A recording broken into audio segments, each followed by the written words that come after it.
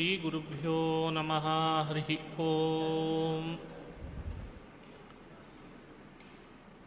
ಶುದ್ಧಾನಂದೋರು ಸಂವಿದ್ಯುತಿಬಲಬಹುಲೌದಾರ್ಯವೀರ್ಯಾದಿದೇಹಂ ಚಿಂತಾಸಂತಾಪಲೇಪೋದ್ಭವಮೃತಿಮುಖರಾಶೇಷದೋಷಾತಿದೂರಂ ಸದ್ಭಿರ್ವೈರಾಗ್ಯಭಕ್ತಿಶ್ರುತಿಮತಿನಿಯತಧ್ಯಾನಜಜ್ಞಾನಯೋಗಾತ್ ಗಮ್ಯಂ ವಂದೇ ಮುಕುಂದಾಭಿಧಮಮಲಮಲಂ ಬ್ರಹ್ಮವೇದಾಂತವೇದ್ಯಂ ಅಭ್ರಮಂ ಭಂಗರಹಿತಂ ಅಜಡಂ ವಿಮಲಂ ಸದಾ ಆನಂದತೀರ್ಥಮತುಳಂ ಭಜೆ ತಾಪತ್ರಯಾಪಹಂ ಮೂಕೋಪಿ ಯತ್ಪ್ರಸಾದೇನ ಮುಕುಂದಶಯನಾಯತೆ ರಾಜರಾಜಾಯತೆ ರಿಕ್ತೋ ರಾಘವೇಂದ್ರಂ ತಮಾಶ್ರಯೇ ಆಪಾದಮೌಲಿಪರ್ಯಂತಂ ಗುರುಣಾಮಾಕೃತಿಂ ಸ್ಮರೇತ್ ತೇನ ವಿಘ್ನಾಃ ಪ್ರಣಶ್ಯಂತಿ ಸಿದ್ಧ್ಯಂತಿ ಚ ಮನೋರಥಾಃ. ಹರಿಕ್ಷೀರಾಂಬುಧೇ ಸ್ವೈರಂ ಭವಘರ್ಮರಿಪೋರ್ಮನಃ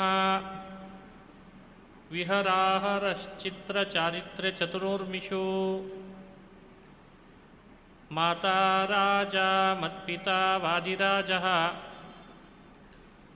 ಭ್ರಾತಾ ರಾಜಾ ಮತ್ಸಖಾ ವಾದಿರಾಜಃ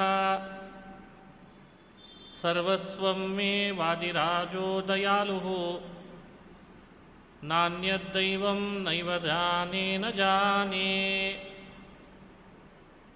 ಶ್ರೀ ಹರಿವಾಯು ಗುರುಗಳ ಚರಣಾರವಿಂದಗಳಲ್ಲಿ ಭಕ್ತಿಪೂರ್ವಕ ಪ್ರಣಾಮಗಳನ್ನು ಅರ್ಪಿಸಿ ತೀರ್ಥ ಪ್ರಬಂಧದ ಪಶ್ಚಿಮ ಪ್ರಬಂಧ 29ನೇ ಶ್ಲೋಕವನ್ನು ನಿನ್ನೆ ನೋಡ್ತಾ ಇದ್ವಿ. ವೇದವ್ಯಾಸ ಗುಣಾವಾಸ ವಿದ್ಯಾಧೀಶ ಸತಾಂ ವಶ ಮಾಂ ನಿರಾಶಂ ಗತಕ್ಲೇಶಂ ಕುರ್ವನಾಶಂ ಹರೇನಿಶಂ.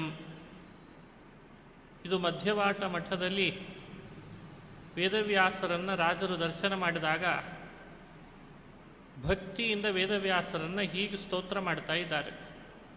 ಹೇ ವೇದವ್ಯಾಸ, ನೀನು ಗುಣಾವಾಸ, ಗುಣಗಳಿಗೆ ನೆಲೆಯಾಗಿದ್ದಿ. ವಿದ್ಯಾಧೀಶ, ವಿದ್ಯೆಗಳು ಲೋಕದಲ್ಲಿ ಯಾವೆಲ್ಲ ಇದ್ದಾವೆ ಅವುಗಳಿಗೆ ನೀನೇ ಒಡೆಯ. ಸಜ್ಜನರಿಗೆ ನೀನು ವಶನಾಗಿದ್ದಿ. ಸತಾಂ ವಶ, ಸಜ್ಜನರಿಗೆ ವಶನಾಗ್ತಿ.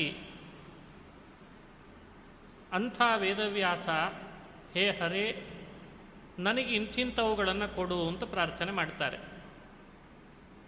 ಒಂದು, ಮಾಂ ನಿರಾಶಂ ಕುರು, ಮಾಂ ಗತಕ್ಲೇಶಂ ಕುರು. ನಿರಾಶಂ ಕುರು ಅಂದರೆ ನನ್ನೊಳಗೆ ಕುತ್ಸಿತವಾದ ಆಸೆಗಳು ಬರದಂತೆ ಮಾಡು. ಗತಕ್ಲೇಶಂ ಕುರು, ನನಗೆ ಕ್ಲೇಶಗಳು ಯಾವುದೂ ಕೂಡ ವ್ಯಥೆಪಡಿಸದಂತೆ ಮಾಡು, ಖೇದ ಕೊಡದಂತೆ ಮಾಡು, ಕ್ಲೇಶಗಳು ಬರದಂತೆ ಮಾಡು. ಅನಿಶಂ ಕುರು, ಅನಿಶಂ ಅಂದರೆ ನಿತ್ಯದಲ್ಲಿಯೂ ಹೀಗೆ ಮಾಡು. ಅನಾಶಂ ಕುರು, ನಾಶರಹಿತನನ್ನಾಗಿ ಮಾಡು ಅಂತ ಪ್ರಾರ್ಥನೆ ಮಾಡಿದ್ದಾರೆ. ವೇದವ್ಯಾಸರನ್ನು 3 ಪ್ರಾರ್ಥನೆ. ಒಂದು, ನಿರಾಶನನ್ನು ಮಾಡು. 2, ಕ್ಲೇಶ ಇಲ್ಲದನ್ನೇ ಮಾಡು. 3, ನಾಶ ಇಲ್ಲದಂತೆ ಮಾಡು. ಹೀಗೆ ನನ್ನನ್ನು ಮಾಡು ಅಂತ ಪ್ರಾರ್ಥನೆ ಮಾಡ್ತಾ ಇದ್ದಾರೆ. ಮನುಷ್ಯನಿಗೆ ಆಸೆ ಮುಖ್ಯ ಅಲ್ವೇ? ಆಸೆ ಇಲ್ಲದೆ ಬದುಕೇ ಮಾಡಲಿಕ್ಕಾಗಲ್ಲ. ರಾಜರು ಮಾತ್ರ ನಿರಾಶನನ್ನು ಮಾಡು ಅಂತ ಪ್ರಾರ್ಥನೆ ಮಾಡ್ತಾರಲ್ಲ, ಇದು ಸರಿ ಆಗ್ತದಾ? ಆಸೆಗಳಲ್ಲಿ 2 ಥರ ಇದೆ ಅಂತೆ. ಒಂದು, ಫಲದ ಆಸೆ, ಮನುಷ್ಯ ಮಾಡುವ ಕುತ್ಸಿತವಾದ ಫಲದ ಆಸೆ. ಮಾಡಿದ ಪ್ರತಿ ಕರ್ಮದ ಫಲ ಬಯಸ್ತಾನೆ. ಭಗವದ್ಗೀತೆಯಲ್ಲಿ ಕೃಷ್ಣ ಅದನ್ನು ನಿಷೇಧ ಮಾಡಿದ. ಕರ್ಮಣ್ಯೇವಾಧಿಕಾರಸ್ಥೆ ಫಲೇಶು ಮಾ ಕದಾಚನ ಮಾ ಫಲೇಶು ಕದಾಚನ. ಕರ್ತವ್ಯ ಕರ್ಮವನ್ನು ದೇವರ ಪೂಜೆಯಾಗಿ ಮಾಡು. ಮನುಷ್ಯ ಬುದ್ಧಿ ಕೇಳಲ್ಲ. ಏನೇ ಮಾಡಿದರೂ ಕೂಡ ಒಂದು ಫಲವನ್ನು ನಿರೀಕ್ಷೆ ಮಾಡೇ ಮಾಡ್ತದೆ, ಅಪೇಕ್ಷೆ ಮಾಡೇ ಮಾಡ್ತದೆ. ಏನೇ ಆಗಲಿ ಒಂದು ಬೇಕಿತ್ತು, ಕೊಡಬೇಕಿತ್ತು ದೇವರು ಅಂತ. ಇಷ್ಟೆಲ್ಲ ಕಷ್ಟಪಟ್ಟು ಮಾಡಿದ್ದೆ ಅಂತ ಮನುಷ್ಯನ ಮನಸ್ಸು. ದೇವರ ಪೂಜಾರೂಪವಾಗಿ ಮಾಡಿದಾಗ ಯಾವುದನ್ನು ಬಯಸದೇ ಇರೋದು ಬಹಳ ಉತ್ತಮ ಮಟ್ಟದ ಪೂಜೆ. ಅದು ಯಾವ ಆಸೆನೂ ಪಡೆದೇನೆ ಮಾಡೋದು. ಮಹಾತ್ಮರಾದವರು, ಅತ್ಯುತ್ತಮರಾದವರು ಹಾಗೆ ಮಾಡ್ತಾರಂತೆ. ಯಾವ ಆಸೆನೂ ಪಡಲ್ಲ. ದೇವರ ಪ್ರೀತಿ ಒಂದನ್ನು ಮಾತ್ರ ಅಪೇಕ್ಷೆ ಪಡ್ತಾರೆ. ದೇವರ ಪ್ರೀತಿಯನ್ನು ಮಾತ್ರ ನಿರೀಕ್ಷೆ ಮಾಡ್ತಾರೆ. ದೇವರ ಪ್ರೀತನಾಗಲಿ ಅಂತಾರೆ. ಈ ಭಾವ ನಮ್ಮಲ್ಲಿ ಬರಬೇಕು. ಅದನ್ನು ಅಭಿಪ್ರಾಯದಲ್ಲಿಟ್ಟುಕೊಂಡು ರಾಜರು ಮಾಂ ನಿರಾಶಂ ಕುರು ಅಂತನ್ನೋ ಮಾತನ್ನು ಆಡ್ತಾರೆ. ಕ್ಲೇಶಗಳು ಮನುಷ್ಯನನ್ನು ಸಾಧನದ ದಾರಿಯಲ್ಲಿ ತೊಡಕಾಗಿ ನಿಲ್ತಾವೆ. ಒಳ್ಳೆಯ ಪಾಠ, ಗ್ರಂಥಗಳ ಅಧ್ಯಯನ, ಜ್ಞಾನ ಸಂಪಾದನೆ, ಭಗವಂತನ ಪೂಜೆ, ಶ್ರವಣ ಮನನ ಅರ್ಚನ ನಿಧಿಧ್ಯಾಸನ ಮಾಡೋಣ ಅಂದರೆ ಮನುಷ್ಯನಿಗೆ ಆಗುವಂಥ ಕ್ಲೇಶ ಅದು ಪ್ರತಿಬಂಧಕ ಆಗ್ತದೆ. ಹಾಗಾದರೆ ಮೋಕ್ಷದ ದಾರಿಯಲ್ಲಿ ಇವು ಅಡ್ಡ ಬಂದು ನಿಂತರೆ ಮುಂದೆ ಸಾಗಲಿಕ್ಕಾಗಲ್ಲ. ಕೆಲವು ಸಮಸ್ಯೆಗಳನ್ನು ನಮ್ಮ ಶಕ್ತಿಯಿಂದ ಬಗೆಹರಿಸ್ಬೋದು ಅಂತ ಮಾಡಿರ್ತಾನೆ. ಕೆಲವು ಸಮಸ್ಯೆಗಳನ್ನು ನಮ್ಮ ಶಕ್ತಿಯಿಂದ ಬಗೆಹರಿಸ್ಲಿಕ್ಕೆ ಆಗ್ತಿರಲ್ಲ. ದೇವರನ್ನೇ ಶರಣು ಹೋಗಬೇಕು. ಅದಕ್ಕೆ ರಾಜರು ಹೇಳಿಕೊಡ್ತಾರೆ, ಎಲ್ಲ ಸಮಸ್ಯೆನ ನೀವೇ ಬಗೆಹರಿಸ್ಕೋತೀನಿ ಅಂತ ಸಮಯ ವ್ಯರ್ಥ ಮಾಡಬೇಡ್ರಿ, ವೇದವ್ಯಾಸರನ್ನು ಕೇಳ್ಕೊಳ್ರಿ, ಅವರು ಸರಿ ಮಾಡ್ತಾರೆ ಅಂತ. ಗತಕ್ಲೇಶಂ ಮಾಂ ಕುರು. ಇನ್ನೊಂದು ಶಬ್ದ ಇದೆ, ಅನಾಶಂ ಮಾಂ ಕುರು. ನಾಶ ಇಲ್ಲದಂತೆ ಮಾಡು ಅಂದರೆ ಅರ್ಥ ಏನು? ನಾಶ ಅಂದರೆ ಮನುಷ್ಯನಿಗೆ ಶರೀರದಿಂದ ನಾಶ ಯಾವಾಗಲೂ ಇದೆ. ಪ್ರಾಕೃತ ಶರೀರ ತಗೊಂಡ ಮೇಲೆ ನಾಶ ಆಗದೆ ಇರ್ತದ? ಜಾತಸ್ಯ ಹಿ ಧ್ರುವೋ ಮೃತ್ಯು ಅಂತ ಶ್ರೀಕೃಷ್ಣ ಗೀತೆಯಲ್ಲಿ ಈ ಸಿದ್ಧಾಂತವನ್ನು ಸಾರಿದ್ನಷ್ಟೇ. ಹುಟ್ಟಿದವನಿಗೆ ಅದರ ಹಿನ್ನೆಲೆಯಲ್ಲಿ ಮರಣ ತಪ್ಪಿದ್ದಲ್ಲ, ಹಿಂದೆ ಬಂದೇ ಬರ್ತದೆ. ಹಾಗಾದರೆ ನಾಶ ಇಲ್ಲದಂತೆ ಮಾಡು ಅಂತ ಪ್ರಾರ್ಥನೆ ಮಾಡಿದರು.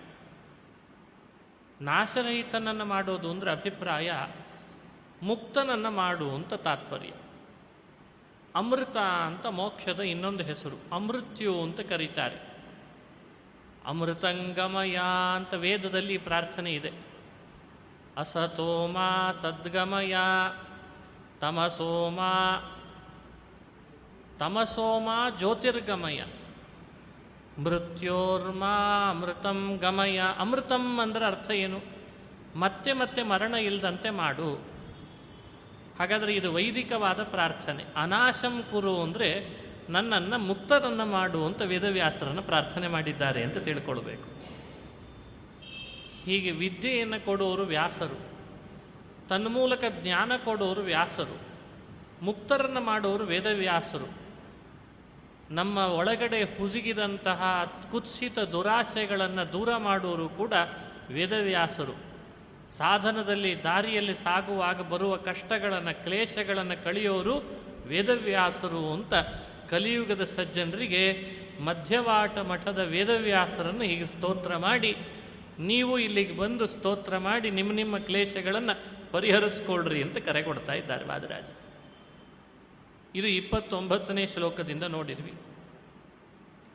ಇಂತಿಂಥ ಭಗವಂತನ ಅವತಾರಗಳನ್ನು ವಿಭಾಗ ಮಾಡಿ ತಿಳಿಸ್ತಾರೆ ಭಗವತ್ಪಾದರು. ಜ್ಞಾನಕ್ಕಾಗಿ ಮಾಡಿದ ಭಗವಂತನ ಅವತಾರ ಹಾಗೂ ಲೋಕದಲ್ಲಿ ಬಲಕ್ಕಾಗಿ ಮಾಡಿದ ಭಗವಂತನ ಅವತಾರ. ಅದರಲ್ಲಿ ಕೃಷ್ಣ, ರಾಮ, ನೃಸಿಂಹ ಇವೆಲ್ಲ ಬಲ ಕಾರ್ಯವನ್ನು ಹೆಚ್ಚು ತೋರಿಸಿದ ಅವತಾರ ಅಂತ ಪ್ರಸಿದ್ಧಿ. ವರಾಹ ಬಲ ಕಾರ್ಯ ತೋರಿಸಿದ್ದಾನೆ. ಕಪಿಲ, ದತ್ತಾತ್ರೇಯ, ಹಂಸ, ಹಾಗೆ ಈಗ ತಾನೇ ಹೇಳ್ತಾ ಇರುವ ವೇದವ್ಯಾಸ, ಹಯಗ್ರೀವ, ಐತರೇಯ ಇವೆಲ್ಲ ಅವತಾರಗಳು ಜ್ಞಾನಕ್ಕಾಗಿ ಮಾಡಿದ ಅವತಾರ ಅಂತ ನಾವು ಆರಾಧನೆ ಮಾಡಬೇಕಂತ. ಈ ನಿಟ್ಟಿನಲ್ಲಿ ವೇದವ್ಯಾಸರನ್ನು ವಿದ್ಯಾಧೀಶ ಅಂತ ಕರೆದದ್ರಿಂದ ಜ್ಞಾನಕ್ಕಾಗಿ ನಿನ್ನ ಅವತಾರ ಆಗಿದೆ, ವಿದ್ಯೆಗಳು ಲೋಕದಲ್ಲಿ ಬಂದದ್ದೇ ನಿನ್ನಿಂದ ಅಂತ ತಿಳಿಸಿ ಜ್ಞಾನ ಪ್ರಾರ್ಥನೆಯನ್ನು ಕೂಡ ಲೋಕದಲ್ಲಿ ಹೀಗೆ ಮಾಡಿಕೊಳ್ಳ್ರಿ ವೇದವ್ಯಾಸರಿಗೆ ಅಂತ ತಿಳಿಸಿಕೊಡ್ತಾರೆ. ಮಧ್ಯವಾಟ ಮಠದಿಂದ ಸಂಚಾರ ಮುಂದುವರಿಸೋಣ. ರಾಜರು ಅಲ್ಲಿ ಚಿಂತಾಮಣಿ ಅಂತ ಒಂದು ಕ್ಷೇತ್ರಕ್ಕೆ ಬಂದರು. ಚಿಂತಾಮಣಿಯಲ್ಲಿ ನೃಸಿಂಹದೇವರ ಸನ್ನಿಧಾನ ಇದೆ. ಈ ನೃಸಿಂಹ ಭೂಮಿಯಿಂದ ಮೇಲೆ ಬಂದ, ತೊಡೆ ಮೇಲೆ ಎಡಗೈ ಇಟ್ಟಿದ್ದಾನಂತೆ. ಈಗಲೂ ದರ್ಶನ ಮಾಡಿದರೆ ನರಸಿಂಹನ ತೊಡೆಯ ಮೇಲೆ ಆ ಕೈಗಳು ಕಾಣ್ತಾ ಇದ್ದಾವೆ. ತೊಡೆಯ ಮೇಲೆ ಎಡಗೈ ಇಟ್ಟಿದ್ದಾನೆ, ತನ್ನ ತೊಡೆಯ ಮೇಲೆ. ಮತ್ತೊಂದು ಬಲ ತೊಡೆಯಲ್ಲಿ ಮತ್ತೊಂದು ಕೈಯನ್ನು ಇಟ್ಟಿದ್ದಾನೆ. ಎರಡು ಕೈಗಳು ಭೂಮಿಯಿಂದ ಮೇಲ್ ಬಂದು ಕಿವಿಗಳನ್ನು ನಿಗರಿಸಿ ಇಟ್ಟಿದ್ದಾನೆ. ಸಾಮಾನ್ಯ ಕಿವಿಗಳು ಕೆಳಗಿರ್ತಾವಲ್ಲ, ಈ ನೃಸಿಂಹನ ಕಿವಿಗಳು ಮೇಲ್ ನಿಗರಿದಾವಂತೆ. ಇಲ್ಲೊಂದು ಪುರಾಣದ ಕಥೆನೂ ಇದೆ, ಪೌರಾಣಿಕ ಹಿನ್ನೆಲೆ, ಸ್ಥಳ ಪುರಾಣ. ಯೋಗಿನಿ ಅಂತ ಕೆಲವು ವಿಚಿತ್ರ ದುಷ್ಟ ರಾಕ್ಷಸರು, ಅವರ ಹೆಸರೇ ಯೋಗಿನಿ ಅಂತ ಕರೀತಾರೆ. ಆ ಯೋಗಿನಿ ಅನ್ನುವ ರಾಕ್ಷಸರು, ಪಿಶಾಚಿಗಳು, ವರಬಲದಿಂದ ಅವಧ್ಯರಾಗಿ ಶಿವನ ರಕ್ತಪಾನ ಮಾಡಲಿಕ್ಕೆ ಅಂತ ಬಂದ್ರಂತೆ. ಶಿವ ಅಲ್ಲಿದ ಓಡ್ ಹೊರಟ ಅಟ್ಟಿಸ್ಕೊಂಡು ಬರ್ತಿದ್ದಾವೆ ಯೋಗಿನಿಯರು ಅಂತ. ಹೋಗುವಾಗ ಶಿವ ಏನು ಮಾಡಿದ, ಕುರಿಯ ರೂಪಧಾರಣೆ ಮಾಡಿದ. ಕುರಿ ರೂಪಧಾರಣೆ ಮಾಡಿ ಕುರಿ ಮಂದೆ ಒಳಗೆ ಮಧ್ಯದಲ್ಲಿ ಸೇರ್ಕೊಂಡ್ಬಿಟ್ಟ. ಗೊತ್ತಾಗಲ್ಲ ಯೋಗಿನಿಗೆ ಅಂತ. ಒಳಗಡೆಯಿಂದ ಪ್ರಾರ್ಥನೆ ಶುರು ಮಾಡಿದ್ದಾನೆ ಶಿವ ಕುರಿ ರೂಪದಲ್ಲೇನೆ. ಏನಾದರೂ ಮಾಡು ಸ್ವಾಮಿ, ನೀನೇ ನನ್ನನ್ನು ಕಾಪಾಡು. ಶಿವನ ಮೇಲೆ ಕರುಣೆಯಿಂದ ನೃಸಿಂಹನಾಗಿ ಭಗವಂತ ಭೂಮಿಯನ್ನು ಭೇದಿಸಿಕೊಂಡು ಮೇಲ್ಬಂದು ಯೋಗಿನಿ ಪಿಶಾಚಿಯರನ್ನ ಕೊಂದು ಆ ಶಿವನಿಗೆ ಅನುಗ್ರಹ ಮಾಡಿದ ಸ್ಥಳ ಅದು ಚಿಂತಾಮಣಿ ನಾರಸಿಂಹ ಅನ್ನುವ ಸ್ಥಳ. ಈ ಸ್ಥಳಕ್ಕೆ ಬಂದಾಗ ನೃಸಿಂಹನ ದರ್ಶನ ಆಯಿತು ರಾಜರಿಗೆ. ಆ ಕಥೆಯೆಲ್ಲ ನೆನಪಿಗೆ ಬಂದಿದೆ. ಅವನು ಇಟ್ಟುಕೊಂಡಂಥ ಕೈಗಳ ಭಂಗಿ ಬಹಳ ಚೆನ್ನಾಗಿ ಕಾಣ್ತಾ ಇದೆ. ಕಿವಿಗಳು ಎತ್ತರ ಇದ್ದದ್ದು ಕಂಡಿದ್ದಾರೆ. ಚಕ್ರ ಬೇರೆ ಧರಿಸಿದ್ದು ನೋಡ್ತಾ ಇದ್ದಾರೆ. ಚಕ್ರ ಇಟ್ಟುಕೊಂಡಿದ್ದಾನೆ. ಅದಕ್ಕೆ ಅವನು ವರ್ಣನೆ ಮಾಡ್ತಾ ಅಂತಾರೆ, ಭೂನ್ಯಸ್ತ ವಾಮಾಂಕ ಗವಾಮ ಪಾಣಿಂ. ಭೂಮಿಯ ಮೇಲೆ ಎಡತೊಡೆಯ ಮೇಲೆ ಎಡಗೈಯನ್ನಿರಿಸಿದಂತಹ ಹೇ ನೃಸಿಂಹ, ಉತ್ಕ್ಷಿಪ್ತದಕ್ಷೋರುಗತಾನ್ಯ ಹಸ್ತಂ. ಇನ್ನೊಂದು ಕೈ ಮೇಲೆತ್ತಿ, ಆ ತೊಡೆಯೂ ಮೇಲೆತ್ತಿ ಅದರ ಮೇಲೆ ಹೀಗಿಟ್ಟಿದ್ದಾನೆ. ಚಕ್ರಾಯುಧಂ ವೇತ್ರವತಿ ತಟಸ್ಥಂ. ವೇತ್ರವತಿ ಅಂತ ಒಂದು ನದಿ ಹೆಸರನ್ನು ಉಲ್ಲೇಖ ಮಾಡ್ತಾರೆ. ಆ ವೇತ್ರವತಿಯ ನದಿ ತೀರದಲ್ಲಿ ಭಗವಂತ ಇದ್ದಾನೆ. ಮುಂದೆ ವರ್ಣನೆ ಮಾಡಲಿಕ್ಕಿದೆ. ನೇತ್ರಾವತಿ ಅಂತ ನದಿ, ಅದಕ್ಕೆ ಇನ್ನೊಂದು ಹೆಸರು ವೇತ್ರವತಿ ಅಂತೇಳು ಪುರಾಣದಲ್ಲಿ ಇದ್ದದ್ದಕ್ಕೆ ರಾಜರು ಅದನ್ನು ವೇತ್ರವತಿ ತಟಸ್ಥಂ ಅಂತ ಶಬ್ದ ಬಳಸಿದರಂತೆ. ಈ ನೃಸಿಂಹದೇವರ ದೇವಸ್ಥಾನ ವೇತ್ರವತಿ ನದಿ ತೀರದಲ್ಲಿದೆ, ಅಂದರೆ ನೇತ್ರಾವತಿ ನದಿ. ಚಿಂತಾಮಣಿಂ ಶ್ರೀ ನರಸಿಂಹಮೀಡೆ.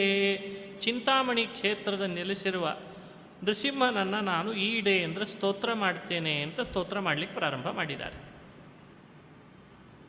ಹೀಗೆ ನೃಸಿಂಹನನ್ನು ಸ್ತೋತ್ರ ಮಾಡುವಾಗ ಮೊದಲು ನದಿ ತೀರ, ಅವನು ಕುಳಿತಿರುವ ಭಂಗಿ, ಅವುಗಳನ್ನು ಮನಸ್ಸಿಗೆ ತಂದುಕೊಂಡು ಆಮೇಲೆ ಅಲ್ಲಿಯ ಪುರಾಣದ ಕಥೆಯನ್ನು ಸಂಗ್ರಹಿಸುವ ಮತ್ತೊಂದು ಶ್ಲೋಕ. ಉದ್ಗತ್ಯ ಪಾತಾಲ ತಲಾತ್ಕರಸ್ಥ ಚಕ್ರೇಣ ಚಕ್ರಂ ಖಲಯೋಗಿನೀನಾಂ ನಿಹತ್ಯ ಗೌರೀವರ ಕಾಮದೋಭೂತ್ ಉನ್ನಮ್ರಕರ್ಣೋ ನರಸಿಂಹ ಏಷಃ.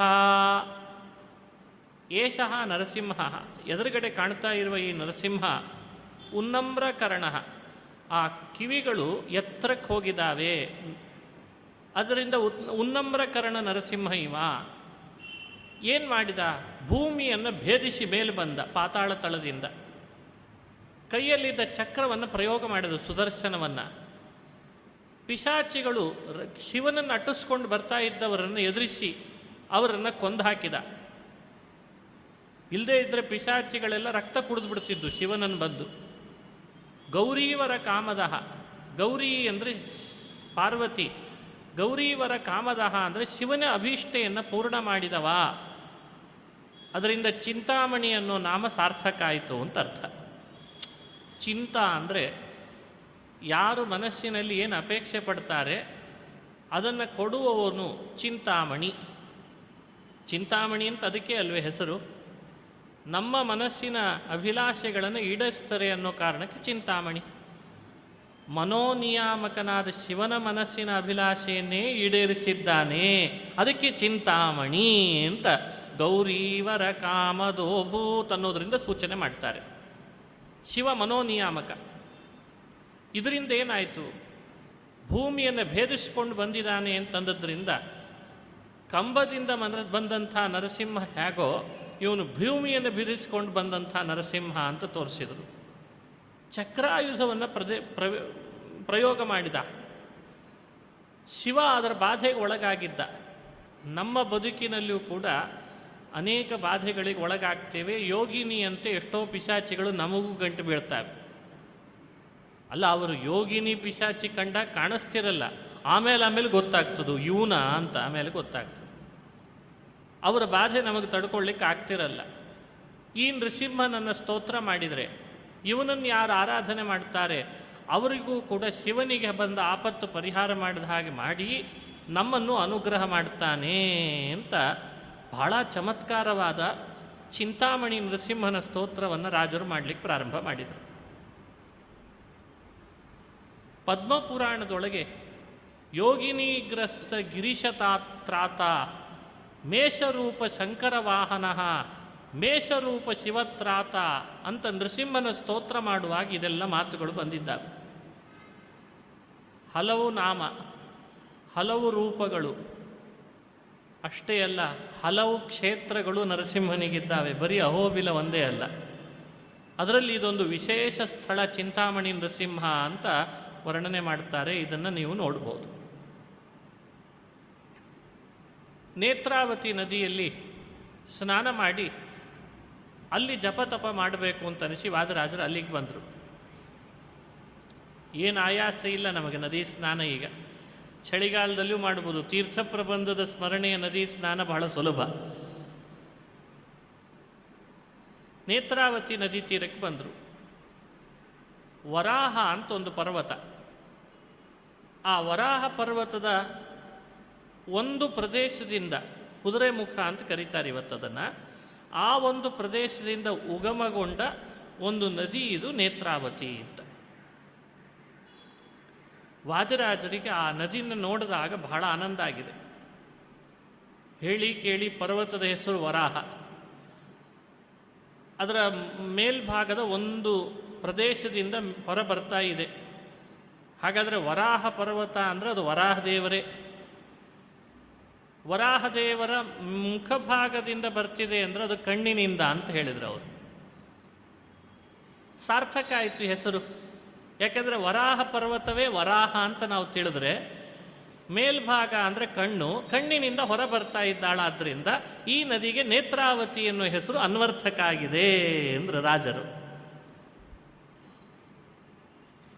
ವರಾಹನಯನಾನಂದ ಧಾರಾ ನೇತ್ರಾವತಿ ಸರಿತ್ ಶುಷ್ಕಾಂ ತದ್ಭಕ್ತಿ ಲತಿಕಾಂ ಪುಷ್ಣಾತಿ ಕಥಮನ್ಯತಾ.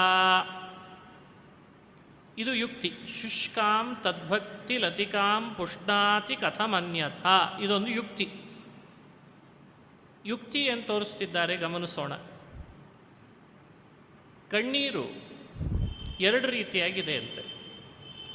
ನಿಮ್ಮ ಕಣ್ಣಲ್ಲಿ ಬಹಳ ದುಃಖ ಆದಾಗ ಕಣ್ಣೀರು ಬರ್ತಿದೆ ಅಂದರೆ ನೀರು ಬಿಸಿ ಬಿಸಿ ಬಿಸಿಯಾಗಿರ್ತದಂತೆ. ಯಾವುದಾದ್ರೂ ಗಿಡ ಮರಗಳಿಗೆ ಬಿಸಿ ನೀರು ಹಾಕಿದರೆ ಗಿಡ ಮರ ಸತ್ತು ಹೋಗ್ತದೆ, ಬಳ್ಳಿ ಸತ್ತು ಹೋಗ್ತದೆ. ಅದಕ್ಕೆ ಬಿಸಿ ನೀರು ಹಾಕಬಾರ್ದು. ಹಾಗಾಗಿ ಮರ ಗಿಡಗಳಿಗೆಲ್ಲ ಬುಡಕ್ಕೆ, ಬಳ್ಳಿಗಳಿಗೆಲ್ಲ ಬುಡಕ್ಕೆ ಯಾವಾಗಲೂ ತಣ್ಣೀರು ಹಾಕಬೇಕು. ಇಲ್ಲೇನಾಗಿದೆ ಅಂದರೆ ರಾಜರು ಹೇಳ್ತಾರೆ, ಒಂದೊಳ್ಳೆ ಬಳ್ಳಿ ನೆಟ್ಟಿದ್ದಾರೆ. ನೆಟ್ಟ ಬಳ್ಳಿ ದಷ್ಟಪುಷ್ಟವಾಗಿ ಬೆಳೀತಾ ಇದೆ. ಬೆಳಿಲಿಕ್ಕೆ ಬೇಕಾದದ್ದು ನೀರು. ನೀರು ಬಿಸಿಯಾಗಿದ್ದಿದ್ರೆ ಆ ಬಳ್ಳಿ ಬೆಳೀತಿರಲಿಲ್ಲ. ಆದರೆ ಬಳ್ಳಿ ಬೆಳೀತಿದೆ ಅಂದಮೇಲೆ ನೀರು ತಂಪಾಗಿದೆ ಅಂತ ಅರ್ಥ.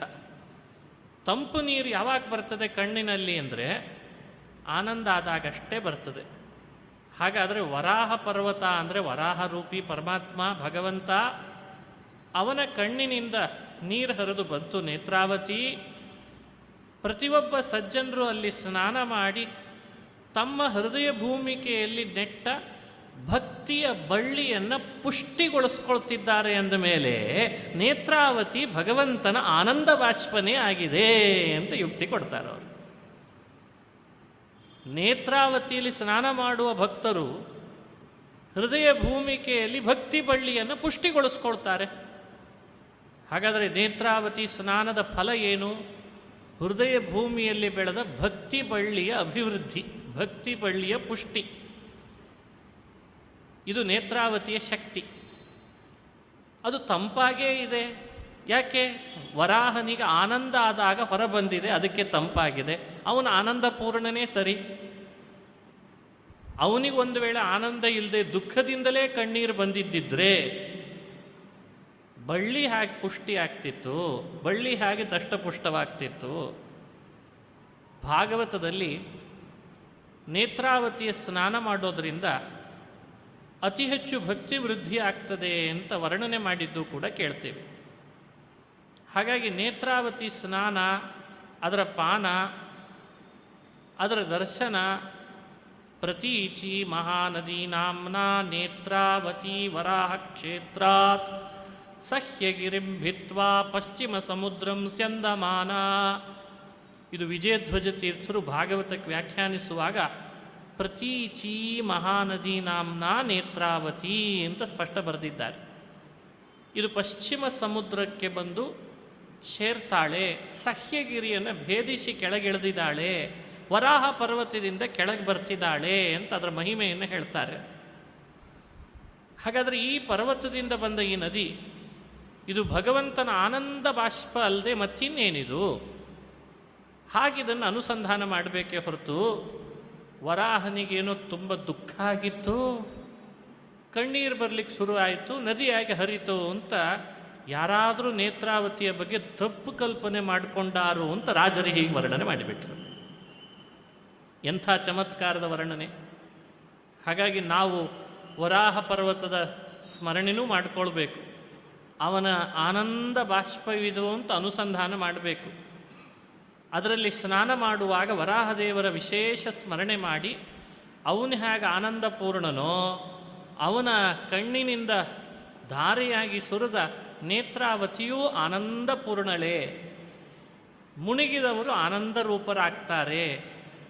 ಹೃದಯ ಭೂಮಿಯಲ್ಲಿ ನೆಟ್ಟ ಭಕ್ತಿಯ ಬಳ್ಳಿ ತೆಳ್ಳಗಿದ್ರೆ ಅದು ದಷ್ಟಪುಷ್ಟವಾಗಿ ಭಕ್ತಿಯ ಬಳ್ಳಿ ಬೆಳೀತದೆ ಅಂತ ಹೀಗೆ ರಾಜರು ಅನುಸಂಧಾನ ಮಾಡಿಸ್ತಾರೆ. ವರಾಹನಯನಾನಂದಧಾರಾ ನೇತ್ರಾವತಿ ಸರಿತ್ ಶುಷ್ಕಾಂ ತದ್ಭಕ್ತಿಲತಿಕಾಂ. ಕೈ ಬೀಸಿ ಕರೀತಾರೆ ವಾದರಾಜರು.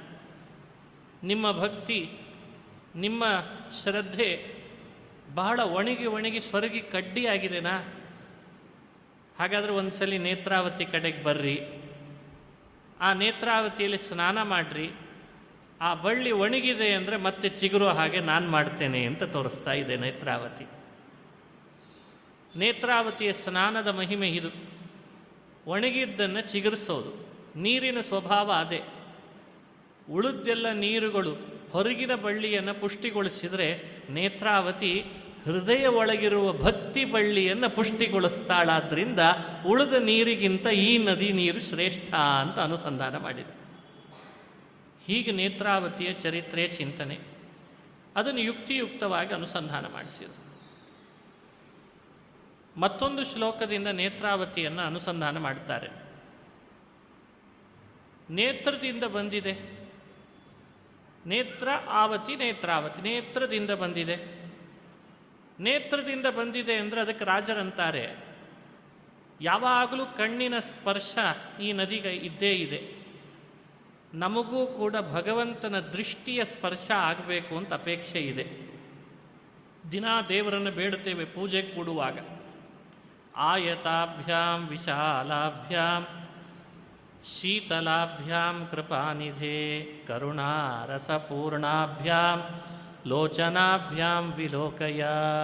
ಕರುಣಾರಸಪೂರಿತ ನಿನ್ನ ಲೋಚನಗಳಿಂದ ನನ್ನನ್ನು ಪೂರ್ಣಗೊಳಿಸು. ಲೋಚನದಿಂದ ಅಂದರೆ ಕರುಣಾರಸದಿಂದ. ಇದು ದೇವರ ಪೂಜೆಯಲ್ಲಿ ಪ್ರಾರಂಭದಲ್ಲಿ ಮಾಡುವ ಪ್ರಾರ್ಥನೆ ಅಲ್ವೇ? ನೇತ್ರಾವತಿಯ ಸ್ನಾನ ಈ ಫಲ ಕೊಡ್ತದೆ ಅಂತ ಹೇಳ್ತಾರೆ ರಾಜರು. ಯಾಕೆ ಕೊಡ್ತದೆ? ಕೋಲಲೋಲ ಕೃಪಾಶೀಲ ಲೋಚನಾಂಬುಜ ಚುಂಬಿನಿ. ಕೋಲಲೋಲ, ಕೋಲ ಅಂದರೆ ವರಾಹ, ಲೋಲ ಕೃಪಾಶೀಲ, ಲೋಲ ಅಂದರೆ ಚಂಚಲ, ಕೃಪಾಶೀಲ ಕೃಪಾರೂಪವಾದ, ಲೋಚನ ಅಂದರೆ ವರಾಹನ ಕಣ್ಣು. ವರಾಹನ ಕಣ್ಣು ಅಲ್ಲಿ ಇಲ್ಲಿ ಓಡಾಡುತ್ತದೆ, ಆದ್ದರಿಂದ ಚಂಚಲ.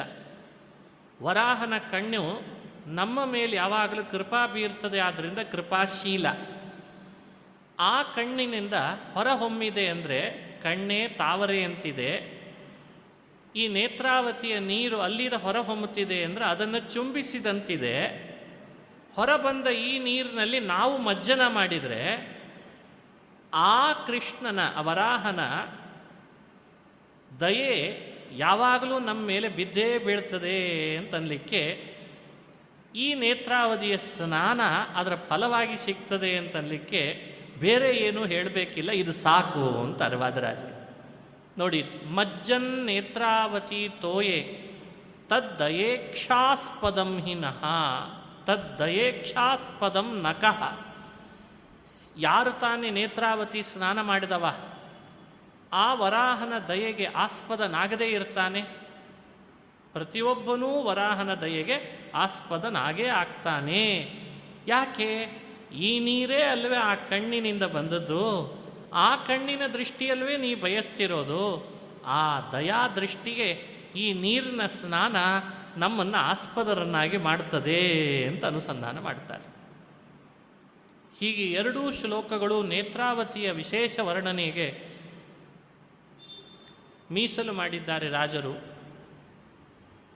ನೇತ್ರಾವತಿ ಸ್ನಾನಕ್ಕೆ ಅಂತ ಹೋಗೋ ಸಂದರ್ಭ ಇದೆ, ಬಹಳ ಪ್ರಸಿದ್ಧ. ಕೃಷ್ಣ ಪಕ್ಷದಲ್ಲಿ ಚತುರ್ದಶಿ ದಿವಸ, ಮಂಗಳವಾರ ಚತುರ್ದಶಿ ತಿಥಿ ಬಂತು ಅಂದರೆ ಅದನ್ನು ಕೃಷ್ಣಾಂಗಾರಕ ಚತುರ್ದಶಿ ಅಂತ ಕರೆದಿದ್ದಾರೆ. ಕೃಷ್ಣ ಪಕ್ಷ ಯಾವ ಮಾಸದ್ದೇ ಆಗ್ಬೋದು, ಚತುರ್ದಶಿ ಬರಬೇಕು, ಮಂಗಳವಾರ ಬಂದಿರಬೇಕು, ಅದು ಕೃಷ್ಣಾಂಗಾರಕ ಚತುರ್ದಶಿ ಅಂತ. ಇವತ್ತಿಗೂ ದಕ್ಷಿಣ ಭಾಗದ ಪ್ರಾಂತದಲ್ಲಿ ಅಂದಿನ ಆ ಮುಹೂರ್ತವನ್ನು ಕೃಷ್ಣಾಂಗಾರ ಚತುರ್ದಶಿ ಅಂತ ಮುಹೂರ್ತವನ್ನು ಹೇಳಿ ನೇತ್ರಾವತಿ ಸ್ನಾನಕ್ಕೆ ಬಹಳ ಪ್ರಸಿದ್ಧಿಯನ್ನು ಪ್ರಾಶಸ್ತ್ಯವನ್ನು ಕೊಡ್ತಾರೆ. ಎಲ್ಲೆಲ್ಲಿದನೋ ಹೋಗಿ ಸ್ನಾನ ಮಾಡಿ ಎಲ್ಲ ತಮ್ಮ ಪಾಪಗಳನ್ನು ಪರಿಹಾರ ಮಾಡಿಕೊಳ್ತಾರೆ. ಅಷ್ಟು ಅಪೂರ್ವವಾದ ಆ ನದಿಯ ಸ್ನಾನದ ಮಹಿಮೆ ಅಂತ ಹೇಳಿದ್ದಾರೆ. ತೀರ್ಥ ಪ್ರಬಂಧದಲ್ಲಿ ಇಷ್ಟನ್ನು ಮಾತ್ರ ಸಂಗ್ರಹಿಸಿ, ಇಷ್ಟನ್ನು ಮಾತ್ರ ಅಂದ್ರೇನು, ಇದನ್ನು ತಿಳ್ಕೊಳ್ಬೇಕು ಅಂದರೆ ಎಷ್ಟೆಲ್ಲ ಬೇಕು ನಮಗೆ, ಎಂಥ ಅದ್ಭುತವಾದ ವರ್ಣನೆಯನ್ನು ಮಾಡಿಬಿಟ್ರು. ಈ ಅನುಸಂಧಾನದಿಂದ ಮಾಡಲಿ ಅವರೆಲ್ಲ ರೀತಿಯಿಂದ ಭಕ್ತಿಯ ಅಭಿವೃದ್ಧಿಯನ್ನು ಪಡೀಲಿ ಅಂತ ರಾಜರು ನೇತ್ರಾವತಿಯಿಂದ ಮುಂದೆ ಸಾಕ್ತಾರೆ. ಕುಮಾರಧಾರ ಅಂತ ನೇತ್ರಾವತಿ ಕುಮಾರಧಾರೆಗಳ ಒಂದು ಸಂಗಮದ ಜಾಗಕ್ಕೆ ಬಂದ್ರಂತೆ. ಮುಂದೆ ಕುಮಾರ ಅಂತ ಒಂದು ಪರ್ವತ, ಅದರ ಮೇಲ್ಭಾಗದಿಂದ ಕೆಳಗೆ ಹರಿತಾ ಬರ್ತಿರೋ ಒಂದು ನದಿ, ಅದು ಕುಮಾರಧಾರ. ಜೊತೆಗೆ ನೇತ್ರಾವತಿ ಎರಡೂ ಕೂಡ ಹೋಗಿ ಸಂಗಮಿಸ್ತದೆ. ಇವತ್ತು ದಕ್ಷಿಣ ಕನ್ನಡದಲ್ಲಿ ಅದನ್ನು ಉಪ್ಪಿನಂಗಡಿ ಅಂತ ಕರೀತಾರೆ. ಉಪ್ಪಿನಂಗಡಿಯ ಪ್ರಾಂತಕ್ಕೆ ಹೋದರೆ ಈ ಎರಡೂ ನದಿಗಳ ಸಂಗಮವನ್ನು ನಾವು ನೋಡ್ಬೋದು. ರಾಜರು ಅಲ್ಲಿಗೆ ಬಂದಿದ್ದಾರೆ. ನೋಡಿದ ಕೂಡಲೇ ಅವರಿಗೆ ಆ ಸಂಗಮ ಆನಂದ ಆಯಿತು. ಎರಡು ನದಿಗಳು ಕಲಿತಾ ಇದ್ದಾವೆ. ಹೇಳಿದ್ದೇನೆ, ಪ್ರಕೃತಿ ಪ್ರಿಯರು ವಾದರಾಜರು ಅಂದರೆ. ನದಿ ಎರಡು ಕಲಿತಾವೆ, ಬೆಟ್ಟದಿಂದ ಯಾವುದಾದ್ರೂ ಜರಿ ಹರಿತದೆ, ಸಮುದ್ರ ಉಕ್ಕೇರಿ ಬರ್ತದೆ, ಅದನ್ನು ಬಿಟ್ಟು ಹೋಗಲ್ಲ ಅವರು. ರಾಜರ ಕಣ್ತುಂಬ ನೋಡ್ತಾ ನಿಲ್ತಾರೆ, ಏನು ಅದ್ಭುತ ಇದೆಯಲ್ಲ ಇದೆಲ್ಲ ಅಂತ. ಕುಮಾರಧಾರಾ ಸರಿತಾ ಸಮೇತ ನೇತ್ರಾವತಿ ಭಾತಿ ತರಂಗಿಣೀಯಂ ತ್ರಿಮಾರ್ಗಗಾತೀರಗತೋಪ್ಯವಾತ್ಸೀ ತ್ರಿಲೋಚನೋ ಯತ್ರ ಸಹಸ್ರಮೂರ್ತಿ.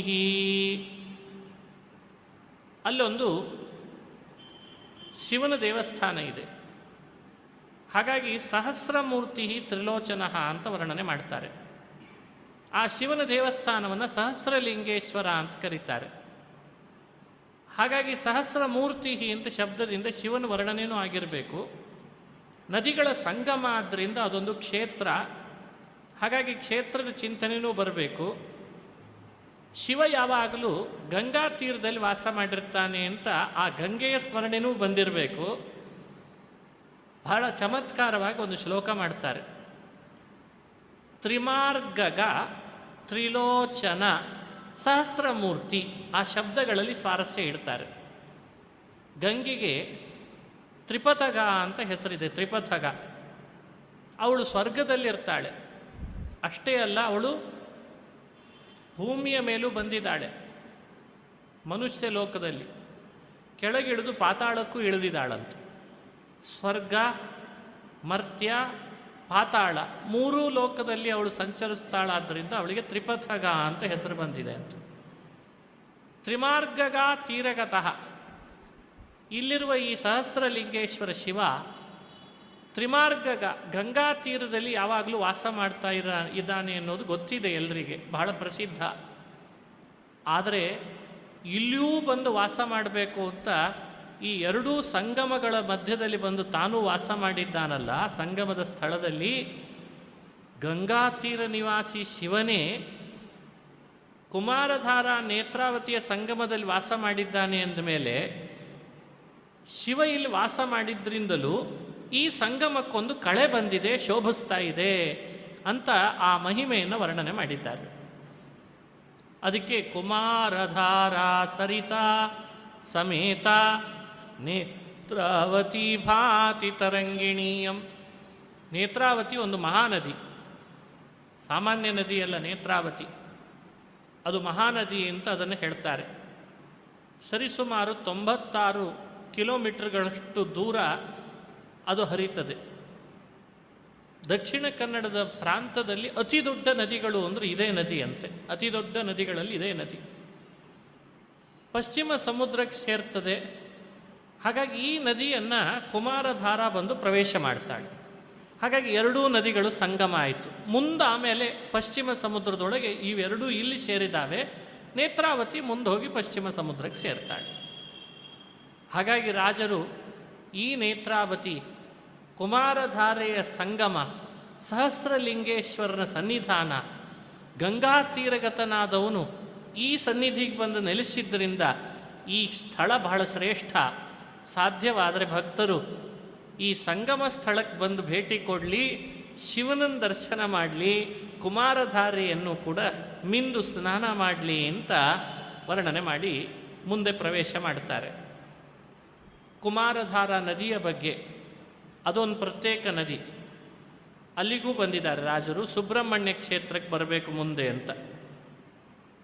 ಕುಮಾರಧಾರೆ ಸುಜನೋದ್ಧಾರೆ ವಿಜ್ಞಾನಧಾರಯ ಪುನೀಹಿ ಮಾಮಘಸ್ತೋಮಂ ಲುನೀಹಿ ಸದನೀಹಿತಂ. ಸರಳವಾದ ಭಾಷೆ. ಕುಮಾರಧಾರ ಹೆಸರು, ನದಿಗೆ ಹೆಸರೇ ಕುಮಾರಧಾರ. ರಾಜರಂತಾರೆ, ನಿನಗೆ ಈ ಹೆಸರು ಬಹಳ ಅನ್ವರ್ಥಕ. ಕಾರಣ ಏನು? ಕುಮಾರ ಪರ್ವತದಿಂದ ಕೆಳಗಿಳಿದಿದ್ದಿ ಕುಮಾರಧಾರೆ. ಸಜ್ಜನರನ್ನ ನೀನೇ ಅಲ್ವೇ ಉದ್ಧಾರ ಮಾಡೋದು, ಅದಕ್ಕೆ ಕುಮಾರಧಾರೆ. ಸಜ್ಜನರು ಬೀಳೋದು ಯಾವಾಗ? ಕುಮಾರನಿಂದ ಬೀಳ್ತಾರೆ. ಕುತ್ಸಿತ ಮಾರ, ಕೆಟ್ಟ ಕಾಮದಿಂದ ಸಜ್ಜನ ಕೆಳಗೆ ಬೀಳ್ತಾನೆ. ಕೆಟ್ಟ ಕಾಮ ಅವನೊಳಗೆ ಸೇರ್ಕೊಳ್ತು ಅಂದರೆ ಕೆಳಗೆ ಬೀಳ್ತಾನೆ. ನಿನ್ನಲ್ಲಿ ಸ್ನಾನ ಮಾಡಿದರೆ ಬೀಳದಂತೆ ಉದ್ಧಾರ ಮಾಡ್ತೀಯ, ಅದಕ್ಕೆ ಕುಮಾರಧಾರೆ ಸುಜನೋದ್ಧಾರೆ. ಏನು ಕೊಟ್ಟು ಉದ್ಧಾರ ಮಾಡ್ತಿ?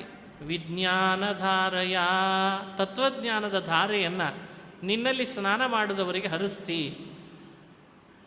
ಅಷ್ಟೇ ಅಲ್ಲದೆ ಅಘಸ್ತೋಮಂ ಪುನೀಹಿ ಮಾಂ ಸದನೀಹಿತಂ ಲುನೀಹಿ, ನನ್ನನ್ನು ಪವಿತ್ರನನ್ನು ಮಾಡು, ನನ್ನ ಪಾಪಗಳನ್ನು ತೊಳೆದು ಹಾಕು. ನಾನು ಮಾಡಲಿಕ್ಕೆ ಹೊರಟ ಸನ್ಮಾರ್ಗದಲ್ಲಿ ತೊಡಕಾಗಿ ನಿಲ್ಲುವ ಪಾಪಗಳು ಬಹಳ, ಜನ್ಮ ಜನ್ಮಗಳ ಪಾಪಗಳು ಕೂಡಿಟ್ಟಿದ್ದಾವೆ. ಸದನೀಹಿತ, ಸನ್ಮಾರ್ಗದಲ್ಲಿ ಸಾಗಲಿಕ್ಕೆ ತೊಡಕಾದ ಅಘಸ್ತೋಮಂ ಪಾಪಗಳ ಸಮೂಹವನ್ನು ಲುನೀಹಿ ಅಂದರೆ ಕತ್ತರಿಸು, ಪರಿಹಾರ ಮಾಡು. ಹೀಗೆ ಪಾಪ ಕಳೀತಾಳೆ, ಪವಿತ್ರರನ್ನು ಮಾಡ್ತಾಳೆ, ವಿಜ್ಞಾನದ ಧಾರೆಯನ್ನು ಹರಿಸ್ತಾಳೆ, ಸಜ್ಜನರನ್ನು ಉದ್ಧಾರ ಮಾಡ್ತಾಳೆ. ಈ ಕುಮಾರ ಧಾರೆ ಇದು ನಿಜವಾಗಲೂ ಅನ್ವರ್ಥಕವಾಗಿದೆ, ಹೆಸರು ಸಾರ್ಥಕ ಅಂತ ಅನುಸಂಧಾನ ಮಾಡ್ತಾರೆ. ಕುಮಾರ ಪರ್ವತದಿಂದ ಕೆಳಗಿಳಿದು ಬರ್ತಾಳೆ. ನಾವೆಲ್ಲ ತೀರ್ಥ ಸ್ನಾನಗಳನ್ನು ಯಾಕೆ ಮಾಡಬೇಕು? ತೀರ್ಥ ಸ್ನಾನ ಮಾಡ್ತಾ ಮಾಡ್ತಾ ಲಾಭ ಏನಾಗ್ತದೆ? ಪದೇ ಪದೇ ತೀರ್ಥಗಳಿಗೆ, ಕ್ಷೇತ್ರಗಳಿಗೆ ಹೋದರೆ ಏನು ಲಾಭ? ನಮ್ಮ ಅಂತಃಕರಣದ ಶುದ್ಧಿ ಆಗ್ತದೆ. ಅಂತಃಕರಣ ಶುದ್ಧಿ ಆದರೆ ಜ್ಞಾನ ಸಂಪಾದನೆಗೆ ಅನುಕೂಲ, ಗುರುಗಳ ಉಪದೇಶ, ಗುರುಪ್ರಾಪ್ತಿ ಆಗ್ತದೆ. ಹಾಗಾಗಿ ಇವಳು ವಿಜ್ಞಾನಧಾರೆಯ ಜ್ಞಾನದ ಧಾರೆಯನ್ನು ಹರಿಸ್ತಿ ನೀನು ಅಂತ ಕರೆದರು. ಹೇಗೆ ಹರಿಸ್ತಾಳೆ ಇವಳು? ಬರೀ ಸ್ನಾನ ಮಾಡಿದ್ರಲ್ಲ, ಸ್ನಾನ ಮಾಡಿಸಿ ಒಳಗಿರುವ ಅಂತಃಕರಣ ಶುದ್ಧಿಗೊಳಿಸಿ ಒಳ್ಳೆಯ ಗುರುಗಳನ್ನು ಕೊಡಿಸಿ ಜ್ಞಾನದ ಧಾರೆಯನ್ನು ಹರಿಸ್ತಾಳೆ ಅಂತ ಅನುಸಂಧಾನ ಮಾಡಿಸ್ತಾರೆ. ಅಲ್ಲಿಗೆ ಬಂದಾಗ ಕೆಲವು ದಿನ ವಾಸ ಮಾಡಿದ್ದಾರೆ. ಪ್ರಾಯ ರಾಜರು ಜಪ ಮಾಡಿದ್ದಾರೆ, ತಪಸ್ಸು ಮಾಡಿದ್ದಾರೆ. ಅದಕ್ಕೆ ಒಂದು ಶ್ಲೋಕದಲ್ಲಿ ಮುಂದೆ ಹೇಳ್ತಾ ಇದ್ದಾರೆ. ಈಗ ಕುಮಾರಧಾರೆ ತ್ವತ್ತೀರೆ ಮುಕ್ತಿದ್ವಾರೆ ಗುಣಾಕರೇ ತಪಸ್ತಪಂತ ಸನ್ಮಂತ್ರಂ ಜಪಂತಸ್ಯಾಮ ಸಂತತಂ. ನಾವು ಯಾವುದೋ ಒಂದಿಷ್ಟು ಒಳ್ಳೊಳ್ಳೆ ಪರಿಸರಗಳಿಗೆ ಹೋದಾಗ ನಮಗೆ ಅನ್ನಿಸ್ತದಲ್ಲ, ಅಲ್ಲಿ ಒಳ್ಳೆ ಊಟ, ಸಮಯ ಸಮಯಕ್ಕೆ ಉಪಹಾರ, ಮಲಗಿದ್ರೆ ಒಳ್ಳೆ ನಿದ್ರೆ, ಇದೆಲ್ಲ ಸಿಕ್ಬಿಡ್ತು ಅಂದರೆ ಇಲ್ಲಿದು ಬಿಟ್ಟೇ ಹೋಗೋದು ಬೇಡ, ಇಲ್ಲೇ ಇದ್ದು ಬಿಡೋಣ ಅಂತ ಅನ್ನಿಸ್ತದೆ. ಇನ್ನೇನು ಬೇಕ್ರಿ? ಮನೆಗೆ ಹೋದರೆ ಸುಮ್ಮನೆ ಕಿರಿಕಿರಿ, ಅಡುಗೆ ಯಾಕಾಗಿಲ್ಲ, ಪಾತ್ರೆ ಯಾಕೆ ತೊಳೆದಿಲ್ಲ, ಕೆಲಸದವಳು ಯಾಕೆ ಬಂದಿಲ್ಲ, ಆಫೀಸಿಗೆ ಯಾವಾಗ ಹೋಗಬೇಕು, ಯಾವಾಗ ಬರಬೇಕು, ಎಲ್ಲಿ ಗಾಡಿ ಹತ್ತಬೇಕು, ಎಲ್ಲಿ ಇಳಿಬೇಕು, ಬೇಡವೇ ಬೇಡ, ಇಲ್ಲಿ ಇದ್ದು ಬಿಡೋಣ ಅಂತ ಅನ್ನಿಸ್ತದೆ. ಕೆಲವು ಪ್ರದೇಶಗಳಿಗೆ ಹೋದರೆ ಹಾಗೆ ಅನ್ನಿಸ್ತದೆ, ಆಕರ್ಷಣೆ ಹಾಗೆ ಮಾಡ್ತದೆ ಆ ಪ್ರದೇಶ. ರಾಜರು ಸ್ವತಃ ಹೇಳ್ತಾರೆ, ನನಗೆ ಈ ಕುಮಾರಧಾರ ತೀರಕ್ಕೆ ಬಂದಾಗ ಬಿಟ್ಟೇ ಹೋಗಬೇಕು ಅಂತ ಅನ್ನಿಸ್ತಾ ಇಲ್ಲ, ಇಲ್ಲೇ ಇರೋಣ ಅನ್ನಿಸ್ತಾ ಇದೆ ಯಾವಾಗಲೂ ಅಂತಾರೆ ಅವರು. ಇಂಥ ಮಾತುಗಳು ಸುಮ್ಮನೆ ಬರಲ್ಲ. ಆ ಪ್ರದೇಶ, ಆ ನದಿ ತೀರಗಳು ಅತ್ಯಂತ ಮನಸ್ಸಿಗೆ ಹಿತ ಕೊಟ್ಟಾಗ ಯಾಕೆ ಹೋಗ್ಬೇಕು ಮನೆಗೆ, ಇಲ್ಲಿದ ಸಾಕಲ್ಲ, ಇದೇ ದೇಶ, ಯಾವಾಗಲೂ ಇಲ್ಲೇ ಇದ್ದು ಬಿಟ್ರೆ ಆಯಿತು ಅಂತ ಅನಿಸುವಷ್ಟು ಆಯ್ತಂತೆ. ಅದಕ್ಕೆ ಅವರಂತಾರೆ, ಇಲ್ಲೇ ಜಪ ಮಾಡಿಕೊಂಡು ಯಾವಾಗಲೂ ಇದ್ಬಿಡೋಣ ಅಂತ ಅನ್ನಿಸ್ತಾ ಇದೆ ಕುಮಾರಧಾರೆ ಅಂತ ಅದ್ರ ಜೊತೆಗೆ ಮಾತಾಡಿದ್ದಾರೆ. ಯಾಕಂದರೆ ಮನುಷ್ಯನಿಗೆ ಬೇಕಾಗಿರೋದೇನು? ಅದರಲ್ಲಿಯೂ ಒಬ್ಬ ಯತಿಗಳು ಅಂತ ಆದಮೇಲೆ ಅವ್ರು ಮಾಡಬೇಕಾಗಿರೋದೇನು? ಬೇರೆ ಇನ್ನೇನು ಬೇಕಿಲ್ಲ ಅವರಿಗೆ. ಒಳ್ಳೆ ಜಪ, ಸಮಯಕ್ಕೆ ಸರಿಯಾಗಿ ಆಹ್ನಿಕ, ದೇವರಿಗೆ ಮಾಡಬೇಕಾದ ಪೂಜೆ, ವ್ರತಗಳ ಅನುಷ್ಠಾನ, ಇಷ್ಟು ಮಾಡಿಕೊಂಡಿದ್ರೆ ಅದಕ್ಕೆ ವಿಘ್ನ ಬರದೇ ಇರೋ ಹಾಗೆ ಅದಕ್ಕೆ ಅನುಕೂಲವಾದ ಪ್ರದೇಶ ಸಿಕ್ಕರೆ ಸಾಕು. ಇದಕ್ಕಿಂತ ಏನು ಬೇಕು? ಅದು ಇಲ್ಲಿದೆ, ಅದಕ್ಕೆ ಇಲ್ಲೇ ಇದ್ದು ಬಿಡೋಣ ಯಾವಾಗಲೂ ಅಂತ ಅನ್ನಿಸ್ತಾ ಇದೆ ಅಂತಂತಾರೆ ರಾಜರು. ನೋಡಿ, ವರ್ಣನೆಯಲ್ಲಿ ಸ್ಪಷ್ಟ ಕಾಣಿಸ್ತದೆ. ಮೋಕ್ಷಕ್ಕೆ ಹೋಗಲಿಕ್ಕೆ ಮನುಷ್ಯ ಮಾಡಬೇಕಾಗಿರೋದಾದರೂ ಏನು? ತನ್ನೊಳಗಿರುವ ಪಾಪಗಳನ್ನು, ದೋಷಗಳನ್ನು ಕಳ್ಕೊಳ್ಬೇಕು. ಪಾಪ ದೋಷ ಕಳ್ಕೊಳ್ಬೇಕಾದ್ರೆ ಏನು ಮಾಡಬೇಕು? ಸತ್ಕರ್ಮಗಳನ್ನು ಅನುಷ್ಠಾನ ಮಾಡಬೇಕು. ಸತ್ಕರ್ಮಗಳ ಅನುಷ್ಠಾನದಲ್ಲಿ ಪ್ರಮುಖವಾಗಿ ಬರೋದು ಯಾವುದು?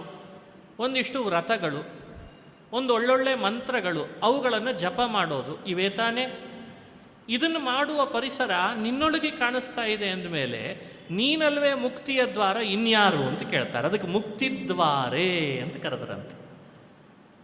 ಕುಮಾರಧಾರೆ ತ್ವತ್ತೀರೆ ಮುಕ್ತಿದ್ವಾರೆ, ಮೋಕ್ಷಕ್ಕೆ ನೀನೇ ಬಾಗಿಲಾಗಿ ಕಾಣ್ತಿದ್ದಿ ನನಗೆ. ಮೋಕ್ಷದ ಬಾಗಿಲು ನೀನು ಯಾಕೆ ಅಂದರೆ, ಮೋಕ್ಷಕ್ಕೆ ಹೋಗ್ಲಿಕ್ಕೆ ಮಾಡಬೇಕಾದದ್ದೆಲ್ಲ ಏನಿದ್ದಾವೋ ಅವೆಲ್ಲ ಇಲ್ಲಿದ್ದರೆ ನಿರ್ವಿಘ್ನವಾಗಿ ನಡೀತಾ ಇದೆಯಲ್ಲ. ತಪಸ್ಸು ಮಾಡಲಿಕ್ಕೆ ಪರಿಸರ ಚೆನ್ನಾಗಿದೆ, ವ್ರತಗಳನ್ನು, ಉಪವಾಸಗಳನ್ನು ಮಾಡಲಿಕ್ಕೆ ಚೆನ್ನಾಗಿದೆ, ಅಂದರೆ ಒಳ್ಳೆ ಪುಷ್ಟಿ ಇದೆ ಅಲ್ಲಿ, ಅದಕ್ಕೊಂದು ವಾತಾವರಣ ಚೆನ್ನಾಗಿದೆ. ಅವೇರ್ನೆಸ್ ಅಂತ ಕರಿತೇವಲ್ಲ ಇವಾಗ, ಅವೇರ್ನೆಸ್ ಅಲ್ಲಿ ಹೋದಾಗ ಜಪ ಮಾಡಬೇಕು ಅಂತ ಅನ್ನಿಸ್ತದಂತೆ, ವ್ರತ ಮಾಡಬೇಕು, ಉಪವಾಸ ಮಾಡಬೇಕು ಅಂತ ಅನ್ನಿಸ್ತದಂತೆ. ಆ ನೀರು ಹಾಗೆ ಮಾಡ್ತದೆ. ನಾವು ಪ್ಲಾಸ್ಟಿಕ್ ಬಾಟ್ಲ ನೀರು ಕುಡಿದು ಅಭ್ಯಾಸ, ಜಪ ಮಾಡಬಾರ್ದು ಅಂತ ಅನ್ನಿಸ್ತದೆ ನಮಗೆ. ಅಲ್ಲ, ನಾನು ಯಾರನ್ನು ನಿಂದಿಸ್ತೀನಿ ಅಂತ ಭಾವಿಸಬೇಡಿ, ಸುಮ್ಮನೆ ಹೇಳಿದೆ ಅಷ್ಟೇ. ಮನುಷ್ಯನಿಗೆ ನೀರು, ಗಾಳಿ, ಆ ಪರಿಸರಗಳು ಅವು ಸನ್ಮಾರ್ಗದಲ್ಲಿ ಪ್ರೇರೇಪಕಗಳಂತೆ ಒಂದರ್ಥದಲ್ಲಿ. ನಾವು ಅವನ್ನೇ ಕೆಡಿಸ್ತೇವೆ ಅಂತ ಕೂತಿದ್ದೇವೆ. ಈಗ ನಾವು ಅವನ್ನೇ ಕೆಡಿಸಿಬಿಡ್ತೀವಿ, ನಮ್ಮನ್ನು ನಾವು ಹೆಂಗೆ ಪ್ರೇರಣೆ ಮಾಡ್ತಾವೋ ನೋಡೇ ಬಿಡ್ತೇವೆ ಅಂತ ನಾವು ಕೂತಿದ್ದೇವೆ. ಹಾಗಾಗಿ ನೀರು, ಆಹಾರ, ಪರಿಸರ. 10 ಜನ ಬೆಳಗ್ಗೆ ದಿನ ತಮ್ಮ ಮನೆಯೊಳಗೆ ಒಳ್ಳೆ ಗಂಟೆ ಬಾರಿಸ್ತಾ ಜಾಂಗ್ಟೆ ಶಬ್ದ, ಮಂತ್ರಗಳ ಶಬ್ದ ಕೇಳಿಸ್ಲಿಕ್ಕೆ ಶುರು ಆದ ಮೇಲೆ ಮನೆ ಮುಂದೆ ರಂಗೋಲೆ, ಚೆನ್ನಾಗಿ ಥಳಿ ರಂಗೋಲೆ, ಕೆಮ್ಮಣ್ಣಿನಿಂದ ಸಾರಿಸೋದು, ಗೋಮಯದಿಂದ ಅದನ್ನು ಚೆನ್ನಾಗಿ ಶುದ್ಧಿಗೊಳಿಸೋದು 10 ಜನ ಮಾಡಲಿ. ಇನ್ನಿಬ್ಬರು ಅದೇ ಓಣಿಯಲ್ಲಿರೋ ಮನೆಗಳಲ್ಲಿ ಏನಾಗ್ಲಿಕ್ಕೆ ಶುರು ಆಗ್ತದೆ ಹೇಳ್ರಿ. ಆಮೇಲೆ ಅರೆ ಅವ್ರು ಮಾಡಿದ್ರಲ್ಲ ನಾವು ಮಾಡಲಿಲ್ಲ ಅಂತ ತಾನಾಗಿ ಆಟೋಮೆಟಿಕ್ಲಿ ಅವ್ರು ಎದ್ದು ಬಿಟ್ರಲ್ಲ ಬೇಗ, ಆಗಲೇ ರಂಗೋಲಿ ಹಾಕಿಬಿಟ್ರ, ನಾನು ಹಾಕಲಿಲ್ಲಲ್ಲ, ಅವ್ರ ಮನೇಲಿ ಪೂಜೆ ಆಗೋಯ್ತಾ, ನಾನು ಮಾಡಲಿಲ್ಲಲ್ಲ. ಈ ಅವೇರ್ನೆಸ್ ಕ್ರಿಯೇಟ್ ಮಾಡಬೇಕಾದ್ರೆ ಭಾಳ ಕಠಿಣ. ಅದೇ ನೋಡ್ರಿ, ಯಾರ ಮನೆಯಲ್ಲೂ ಜಾಂಗ್ಟೆ ಇಲ್ಲ, ಶಂಖ ಇಲ್ಲ, ವೇದಗಳಿಲ್ಲ, ಮಂತ್ರಗಳಿಲ್ಲ, ಎದುರುಗಡೆ ರಂಗೋಲೆಗಳಿಲ್ಲ, ಎಲ್ಲ ಬಿಟ್ಟು ಹೋಗಿದೆ. ಅಲ್ಲಲ್ಲಿ ಎಲ್ಲ ಬಿಟ್ಟು ಹೋಗ್ತದೆ. ಎಲ್ಲರ ಮನೆಯಲ್ಲೂ ಹಾಗೇ ಇದೆ. ಮಾಡೋನು ಬಿಡ್ಲಿಕ್ಕೆ ಶುರು ಮಾಡ್ತಾನೆ. ಹೆಂಗಿದ್ರು ಅವರು ಎದ್ದಿಲ್ಲ, ನಂದೇನಂತೆ, ಅವರೂ ಜಪ ಮಾಡಿಲ್ಲ, ನಂದೇನಂತೆ. ನಾನು ಮನೆಯ ಪರಿಸರದ ಸುತ್ತಮುತ್ತಲಿನ ಮನೆ ಹೇಳಿದೆ. ಒಬ್ಬೊಬ್ಬರು ಮನೆಯೊಳಗೂ ಕೂಡ ಇರುವ 4 ಸದಸ್ಯರು ಸ್ಫೂರ್ತಿದಾಯಕರಾಗಿರಲ್ಲ, ಅದು ಸಮಸ್ಯೆ. ಹಾಗಾಗಿ ಎದ್ದವನು ಮಲಗಲಿಕ್ಕೆ ಶುರು ಮಾಡ್ತಾನೆ. ಹೆಂಗಿದ್ರು ಅವನು ಮಲಗಿದಾನೆ, ನಾನು ಮಲಗಿದ್ರೆ ಆಯ್ತು ಸ್ವಲ್ಪ ಹೊತ್ತು, ಇನ್ನೊಂದು ಸ್ವಲ್ಪ ಹೊತ್ತು ಅಂತ ತಗೊಳ್ತೇವೆ. ಅಷ್ಟೊತ್ತಿಗೆ ಕಾಲ ಮಿಂಚು ಹೋಗಿರ್ತದೆ. ರಾಜರು ಅದನ್ನು ಹೇಳ್ತಾರೆ. ಕುಮಾರಧಾರೆಯ ಪರಿಸರದೊಳಗಿದ್ದ ಜನಗಳು ಬಹುಬೇಗ ಏಳ್ತಾ ಇದ್ರು, ಬೇಗ ನದಿ ಸ್ನಾನ ಮಾಡ್ತಾ ಇದ್ರು, ಜಪಕ್ಕೆ ಕೂಡ್ತಾ ಇದ್ರು. ಅದನ್ನು ನೋಡಿದವರಿಗೆಲ್ಲ ಅಯ್ಯೋ ನಾನು ಸುಮ್ಮನೆ ಕೂತ್ರೆ ಸರಿಯಾಗಲ್ಲ, ತಪ್ಪಾಗ್ತದೆ ಅಂತ ಅವರು ಮತ್ತೆ ಇಳಿಬೇಕು ನದಿಗೆ. ಇದು ಮನುಷ್ಯ ತನ್ನ ಮನೆಯನ್ನು ಕ್ಷೇತ್ರವನ್ನಾಗಿ, ತೀರ್ಥವನ್ನಾಗಿ ಮಾಡಿಕೊಳ್ಳುವ ಒಂದು ಅದ್ಭುತವಾದ ಶಕ್ತಿ.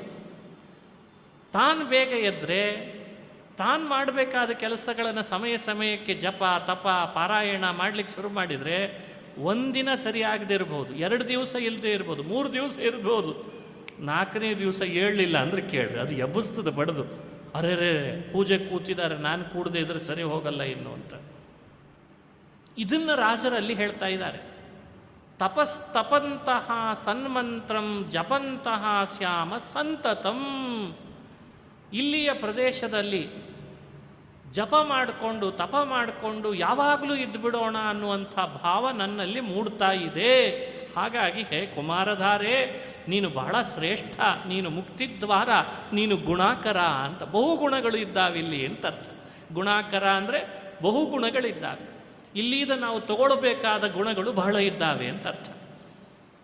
ಎಲ್ಲ ಕಡೆಯಲ್ಲಿ ದೋಷ ಇರ್ತದೆ, ದೊಡ್ಡಿಸ್ಕೆ ಅಲ್ಲ. ಕಣ್ಣು ಅರಳಿಸಿ ನೋಡಬೇಕು. ದೋಷದ ಕಡೆನೇ ದೃಷ್ಟಿ ಹಾಕಿದರೆ ದೋಷನೇ ಕಾಣ್ತದೆ. ಆದರೆ ಮನುಷ್ಯ ಯಾವ ದೃಷ್ಟಿಯಲ್ಲಿ ನೋಡ್ತಾನೆ ಅದು ಮುಖ್ಯ ಆಗ್ತದೆ. ಇವತ್ತು ತೀರ್ಥಕ್ಷೇತ್ರ ಯಾತ್ರೆ ಮಾಡುವವರಿಗೆ ಇದು ಬಹಳ ಮುಖ್ಯ ಆಗಿದೆ ಇವತ್ತಂತೂ. ಯಾಕಂದರೆ ಕೆಲವು ತೀರ್ಥಯಾತ್ರೆ ಮುಗಿದು ಬಂದ ಮೇಲೆ ಸುಮ್ಮನೆ ಕೇಳ್ರಿ ಹೇಗಿತ್ರಿ, ಏನು ಕೇಳ್ತೀರಿ, ಮೊದಲೇ ಶುರು ಮಾಡಿರ್ತಾರೆ. ಅಂದರೆ ಅಲ್ಲಿ ದೋಷಗಳು ಏನಿರ್ತಾವೆ ಅವೇ ಮನಸ್ಸಿನಲ್ಲಿ ಗ್ರಹಿಸ್ತಾನೆ. 100 ಗುಣಗಳಿರ್ತಾವೆ, ಇವನಿಗೆ ಅಲ್ಲಿ ಗ್ರಹಿಸ್ಲಿಕ್ಕಾಗಿರಲ್ಲ. ಅಯ್ಯೋ ದಕ್ಷಿಣೆ ಕೇಳ್ತಾರೆ, ಅಯ್ಯೋ ಎಳೆದಾಡ್ದು ಹಾಕ್ತಾರೆ, ತಳ್ತಾರೆ, ಬೇಡ ಅಂದರೂ ಬಿಡಲ್ಲ, ಪೀಡಿಸ್ತಾರೆ, ಊಟ ಸರಿಯಾಗಲಿಲ್ಲ, ಇನ್ನೊಂದು ಸಲ ಹೋಗಬಾರ್ದಪ್ಪ ಈ ತೀರ್ಥಯಾತ್ರೆಗೆ, ಮೊದಲೇ ತೀರ್ಮಾನ ಮಾಡಿಬಿಡ್ತಾನೆ. ಬೇಡ ಅಂತ ದೇವರು. ನಿನಗೆ ಬಾ ಅಂತ ನಾನೇನು ಹೇಳಿದ್ನ್ಯಾ, ನಿಂಗೆ ಫೋನ್ ಮಾಡಿ ಬಲವಂತ ಮಾಡಿದ್ನ್ಯಾ ಬಾ ಅಂತ? ನೀನು ಮನೆಯಲ್ಲೇ ಕೂಡು, ನೀನು ಯಾವಾಗಲೂ ಟಿ ವಿನೇ ನೋಡು, ಅಲ್ಲೇ ಕೂತ್ಕೋ, ಅಲ್ಲೇ ನೋಡ್ತಾ ಇರು, ನಾನೇನು ಬಾ ಅಂತ ಕರೆಯಲ್ಲ. ನನ್ನ ಉಪಕಾರಕ್ಕೆ ನೀನು ಬರಲಿಕ್ಕೂ ಹೋಗ್ಬಿಡು, ಬಂದ ಮೇಲೆ ಮತ್ತೆ ಪುನಃ ಬೈಕೊಳ್ಳಿಕ್ಕೂ ಹೋಗ್ಬಿಡ. ನನ್ನವ್ರು ಇರೋರೇ ಹೀಗಿದ್ದಾರೆ ಅಂತಾನೆ ಭಗವಂತ. ನನ್ನವ್ರು ಇರೋರೇ ಹಂಗಿದ್ದಾರೆ, ನಾನು ಅಂಥವ್ರನ್ನೇ ಇಟ್ಕೊಂಡಿರ್ತೀನಿ, ಪರೀಕ್ಷೆ ಮಾಡ್ತೀನಿ, ನಿನ್ನ ಮನಸ್ಸು ಎಷ್ಟು ಸದೃಢ ಆಗಿದೆ ಅಂತ ನೋಡ್ತೀನಿ, ಬರೋದಾದರೆ ಬಾ, ಬಿಡೋದಾದರೆ ಬಿಡು ಅಂತಂತ. ಅದಕ್ಕಿಂತ 100 ಗುಣಗಳಿರೋರು ಇದ್ದಾರೆ ನನ್ನ ಪ್ರದೇಶದೊಳಗೆ. ಅದಕ್ಕೆ ಗುಣಾಕರೆ ಅಂತಂತಾನೆ. ಗುಣಾಕರೆ ಈ ಕುಮಾರಧಾರೆಯ ಪರಿಸರದಲ್ಲಿ ಗುಣಗಳಿದ್ದಾವೆ, ಇದನ್ನು ಸವಿಯೋ ಮನಸ್ಸು ಬೇಕಷ್ಟೇ. ಯಾರು ಆ ಮನಸ್ಸಿನಲ್ಲಿ ಹೋಗ್ತಾರೆ ಅವರಿಗೆ ಆ ಗುಣ ಕೊಟ್ಟು ಕಳಿಸ್ತಾಳೆ ಈ ಕುಮಾರಧಾರೆ ಅಂತ ವರ್ಣನೆ ಮಾಡಿದ್ದಾರೆ. ಮುಂದಿನ ಶ್ಲೋಕ, ಕುಮಾರಧಾರ ಸ್ನಾನ ಮಾಡಿ ರಾಜರು ಒಳಗಡೆ ಕ್ಷೇತ್ರ ಮೂರ್ತಿಯ ದರ್ಶನಕ್ಕೆ ಅಂತ ಬಂದರು. 1 ಕಿಲೋಮೀಟರ್ನಷ್ಟು ದೂರ ಕುಮಾರಧಾರ ಸುಬ್ರಹ್ಮಣ್ಯನ ದೇವಸ್ಥಾನದಿಂದ 1 ಕಿಲೋಮೀಟರ್ನಷ್ಟು ಅಂತರ ಇದೆ ಅಂತ ಇಟ್ಟುಕೊಳ್ಳಿ. ನಾನು ಮೊದಲೇ ಹೇಳ್ತಾ ಇದ್ದೇನೆ, ಒಂದೊಂದು ಕ್ಷೇತ್ರದ ಒಳಗೆ ಪ್ರವೇಶಿಸಿ ಅಲ್ಲಿ ಒಳಗಿರುವ ಮೂರ್ತಿಯ ದರ್ಶನ ಮಾಡುವ ಮುನ್ನ ಮೊದಲೊಂದು ನದಿಯೋ ಸರೋವರವೋ ಸ್ನಾನ ಮಾಡಿ ಒಳಗೆ ಪ್ರವೇಶ ಮಾಡ್ತಾರೆ ರಾಜರು. ಒಳಗಿರುವ ದೇವರು ಯಾರು? ಸುಬ್ರಹ್ಮಣ್ಯ, ಸ್ಕಂದ, ಅವನೇ ಮನ್ಮಥ, ಶಿವನ ಮಗನಾಗಿ ಜನ್ಮ ತಳೆದಿದ್ದಾನೆ ಮಹಾನುಭಾವ. ಸುಬ್ರಹ್ಮಣ್ಯನ ಕ್ಷೇತ್ರದ ಮಹಿಮೆ ಏನು? ಪುರಾಣಗಳು ಬಹಳ ವರ್ಣನೆ ಮಾಡುತ್ತವೆ ಹೇರಳವಾಗಿ. ಸ್ವಲ್ಪ ಮಾತ್ರ ಅನುಸಂಧಾನಕ್ಕೆ ತರಿಸ್ತೇನೆ. ರಾಜರ ವರ್ಣನೆಯಲ್ಲಿ ಬಂದ ಪ್ರಧಾನ ಅಂಶ ಏನು ಅಂತ ನೋಡೋಣ. ಅಲ್ಲಿ ಇವತ್ತಿಗೂ ಕೂಡ, ಅವತ್ತು ಇವತ್ತು ಎಂದೂ ಕೂಡ ಅಲ್ಲಿ ಚೆನ್ನಾಗಿ ಪ್ರಸಾದಕ್ಕೆ ಹಾಕ್ತಾರೆ. ಹಾಕಿದ ಪ್ರಸಾದ ಅನೇಕ ವೇದ ತಿಳಿದ ವಿಪ್ರರ ಪ್ರಸಾದ, ಅವರು ಊಟ ಮಾಡಿರ್ತಾರೆ. ಅದು ಉಚ್ಚಿಷ್ಟ. ಕುಷ್ಠರೋಗಾದಿಗಳು ಬಂದಿದ್ದರೆ, ಮನುಷ್ಯನಿಗೆ ಕುಷ್ಠ ಬ್ರಹ್ಮಹತ್ಯಾದಿಗಳೆಲ್ಲ ಬಹಳ ದುಃಖ ಕೊಡ್ತವೆ. ಅವನು ಹೋಗಿ ಆ ಉಚ್ಚಿಷ್ಟದೊಳಗೆ ಒಂದು ಬಾರಿ ತನ್ನ ದೇಹವನ್ನು, ಈ ಉರುಳು ಸೇವೆ ಅಂತ ಮಾಡ್ತಾರೆ ದೇವಸ್ಥಾನಗಳಲ್ಲಿ, ಹಾಗೆ ಉರುಳಿಸಿದರೆ ದೇಹವನ್ನು, ಅದನ್ನು ಕಳೆದು ಬಿಡ್ತದಂತ ಆ ಪಾಪವನ್ನು. ಕುಷ್ಠ ಬ್ರಹ್ಮಹತ್ಯಾದಿಗಳೆಲ್ಲ, ಕುಷ್ಠ ಅದು ಬ್ರಹ್ಮಹತ್ಯೆಯ ಫಲ. ಕುಷ್ಠರೋಗ ಸುಮ್ಮನೆ ಬರಲ್ಲಂತೆ. ಬ್ರಹ್ಮಹತ್ಯೆ ಮನುಷ್ಯ ಮಾಡಿದ ಅಂದರೆ ಅದು ಕುಷ್ಠರೋಗದ ಪರಿಣಾಮ, ಅದು ಬ್ರಹ್ಮಹತ್ಯೆ ಪರಿಣಾಮ ಕುಷ್ಠರೋಗ ಅಂತ ಹೇಳಿದೆ. ನರಕಗಳಲ್ಲಿ ಬಹುದುಃಖ ಅನುಭವಿಸಿದ ಮೇಲೂ ಉಳಿದ ಬ್ರಹ್ಮಹತ್ಯೆಯ ಪರಿಣಾಮವನ್ನು ಭೂಮಿಯಲ್ಲಿ ಮನುಷ್ಯರಾಗಿ ಹುಟ್ಟಿದಾಗ ಕುಷ್ಠವಾಗಿ ಅದನ್ನು ಅನುಭವಿಸಲಿಕ್ಕೆ ಅಂತ ಕೊಡ್ತಾರಂತೆ. ಇದು ರೋಗದ ಪ್ರಭಾವ, ಸುಮ್ಮನೆ ಬಂದಿಲ್ಲ, ನಮ್ಮ ಪಾಪದಿಂದ ಬರ್ತದೆ. ಹಾಗಾದರೆ ಕುಷ್ಠರೋಗದ ಮೂಲ ಪಾಪ ಯಾವುದಾಯಿತು? ಬ್ರಹ್ಮಹತ್ಯೆ. ನರಕದ ದುಃಖ ಅನುಭವಿಸಿದ ಮೇಲೆ ಉಳ್ಕೊಂಡಿರ್ತದಂಥದ್ದು. ಅದು ಏನು ವಿಚಿತ್ರ ನೋಡ್ರಿ, ಎಕ್ಸಸ್ ಅಂತ ಕರಿಬೋದು ಬೇಕಂದ್ರೆ. ಆ ಎಕ್ಸಸ್ಸನ್ನೂ ಕಳ್ಕೊಳ್ಬೇಕಾದ್ರೆ ನರಕ ಸಾಲಲ್ಲ, ಸುಬ್ರಹ್ಮಣ್ಯಕ್ಕೆ ಬರಬೇಕು ಅಂತ ಅರ್ಥ. ಯಾರು ಸುಬ್ರಹ್ಮಣ್ಯಕ್ಕೆ ಬರ್ತಾರೆ, ನರಕದ ದುಃಖ ಅನುಭವಿಸಿದ್ರೂ ಉಳಿಸ್ಕೊಂಡ ಪಾಪ ಏನಿತ್ತೋ ಅದರ ಪರಿಣಾಮದಿಂದ ಕುಷ್ಠ ಬಂದಿದೆ, ಅದನ್ನು ಕಳ್ಕೊಳ್ಬೇಕಾದ್ರೆ ಒಂದ್ಸಲಿ ಸುಬ್ರಹ್ಮಣ್ಯಕ್ಕೆ ಬರಲಿ ಅಂತ ಹೇಳ್ತಾರೆ ರಾಜರು. ಹೇಳುವ ಶ್ಲೋಕ, ಸುಬ್ರಹ್ಮಣ್ಯಸ್ಯ ಮಹಿಮಾ ವರ್ಣಿತುಂ ಕೇನ ಶಕ್ಯತೆ ಯತ್ರ ಉಚ್ಚಿಷ್ಟಮಪಿ ಸ್ಪಷ್ಟಂ ಶ್ವಿತ್ರಿಣ ಶೋಧಯತ್ಯಹೋ. ಶ್ವಿತ್ರಿ ಅಂದರೆ ಕುಷ್ಠರೋಗ ಅಂತ ಅರ್ಥ. ಶ್ವಿತ್ರಿಣ ಶೋಧಯತಿ, ಕುಷ್ಠರೋಗಿಯನ್ನು ಪವಿತ್ರನನ್ನಾಗಿ ಮಾಡುತ್ತದೆ. ಹಾಗಾಗಿ ಸುಬ್ರಹ್ಮಣ್ಯನ ಮಹಿಮೆಯನ್ನು ವರ್ಣನೆ ಮಾಡಲಿಕ್ಕೆ ಯಾರಿಗೆ ಸಾಧ್ಯ? ಔಷಧೋಪಚಾರದಿಂದ ಅಲ್ಲ. ಔಷಧೋಪಚಾರದಿಂದ ಸರಿಪಡಿಸೋರು ವೈದ್ಯರು. ಸುಬ್ರಹ್ಮಣ್ಯ ತನಗೆ ನೈವೇದ್ಯ ಆದ ಪ್ರಸಾದ ವಿಪ್ರರು ಭುಂಜಿಸಿ ಬಿಟ್ಟ ಉಚ್ಚಿಷ್ಟ, ಅದು ಸುಬ್ರಹ್ಮಣ್ಯಂದೇ ಪ್ರಸಾದ. ಅದನ್ನು ನಾವು ಚೆನ್ನಾಗಿ ನಮ್ಮ ದೇಹಕ್ಕೆ ಸ್ಪರ್ಶ ಮಾಡಿಸ್ಕೊಂಡ್ರೆ ಕುಷ್ಠರೋಗ ಪರಿಹಾರ ಆಗ್ತಾ ಇದೆ. ಇದು ಪ್ರತ್ಯಕ್ಷ. ಇಷ್ಟು ಮಹಿಮೆ ಇದೆ ಕ್ಷೇತ್ರಕ್ಕೆ. ಒಂದ್ಸಲಿಯಾದರೂ ಸುಬ್ರಹ್ಮಣ್ಯ ಕ್ಷೇತ್ರ ಯಾತ್ರೆ ಮಾಡೋದು ಬೇಡವಾ? ಅರ್ಥೈಸ್ಕೊಳ್ಳಿ. ಕುಷ್ಠದಂಥ ರೋಗನೇ ಕಳೀತಾನೆ ಅಂತಂದ ಮೇಲೆ ಇನ್ನು ಉಳಿದ ರೋಗಗಳೆಲ್ಲ ಸಣ್ಣ ಸಣ್ಣದಾಗ್ತವೆ. ಅದಕ್ಕಿಂತ ಅದನ್ನು ಕಳಿದೇ ಇರೋ ಶಕ್ತಿ ಇಲ್ಲವೇ? ಹಾಗಾಗಿ ರೋಗ ಪರಿಹಾರ, ಕುಷ್ಠದಂಥ ರೋಗ ಪರಿಹಾರ ಆಗ್ತದೆ, ಬನ್ನಿ ಅಂತ ಹೇಳ್ತಾ ಇದ್ದಾರೆ ಸುಬ್ರಹ್ಮಣ್ಯಕ್ಕೆ. ಈ ಕ್ಷೇತ್ರದ ಅಧಿಪತಿ ಸುಬ್ರಹ್ಮಣ್ಯ ಸ್ವಾಮಿ. ಅವನು ಸುಬ್ರಹ್ಮಣ್ಯ ಸ್ವಾಮಿನೇ. ಇಲ್ಲಿಗೆ ಬಂದಾಗ ಇದು ಪರಿಹಾರ ಆಗ್ತದೆ ಅಂತನ್ನೋದು ಒಂದಾದರೆ, ಇನ್ನೂ ಒಂದು ವಿಶೇಷ ಹೇಳ್ತಾರೆ ರಾಜರು. ಅಲ್ಲ, ಸುಬ್ರಹ್ಮಣ್ಯನಾದರೂ ಬ್ರಹ್ಮಹತ್ಯ ಪಾಪ ಪರಿಹಾರ ಮಾಡ್ತಾನೆ ಅಂತಾದರೆ, ಈಗ ನೋಡಿ, ಇಬ್ಬರು ಆಯಿತು, ಬ್ರಾಹ್ಮಣನನ್ನು ಕೊಂದವ ಒಬ್ಬ, ಅವನು ಪಾಪ ಮಾಡಿದ್ದಾನೆ, ಅವನು ಬ್ರಹ್ಮಹತ್ಯೆಯನ್ನು ಕಳೀತಾನೆ ಸುಬ್ರಹ್ಮಣ್ಯ ಅಂದರೆ, ಯಾರು ಸತ್ತಿರ್ತಾನಲ್ಲ ಅವನು ಬ್ರಾಹ್ಮಣನೇ, ಅವನಿಗೆ ಅನ್ಯಾಯ ಮಾಡಿದಾಗಲಿಲ್ವೇ? ಪಾಪ ಸತ್ತವನು ಬ್ರಾಹ್ಮಣ, ಕೊಂದವನು ಇನ್ನೊಬ್ಬ ಬ್ರಾಹ್ಮಣ. ಇವರಿಬ್ಬರಲ್ಲಿ ಕೊಂದವನನ್ನು ನೀನು ಬ್ರಹ್ಮಹತ್ಯೆ ಕಳೆದು ಬಿಟ್ಟಿ ಅಂದರೆ, ಮೊದಲನೇ ಅವನು ಪಾಪ ಸತ್ತಿರ್ತಾನಲ್ಲ, ಆ ವ್ಯಕ್ತಿ ಯಾರು ಸತ್ತಿರ್ತಾನೆ ಅವನಿಗೆ ನ್ಯಾಯ ಒದಗಿಸಿದಾಗ ಆಗಲಿಲ್ಲಲ್ಲ ಅಂತ ಒಂದು ಪ್ರಶ್ನೆ.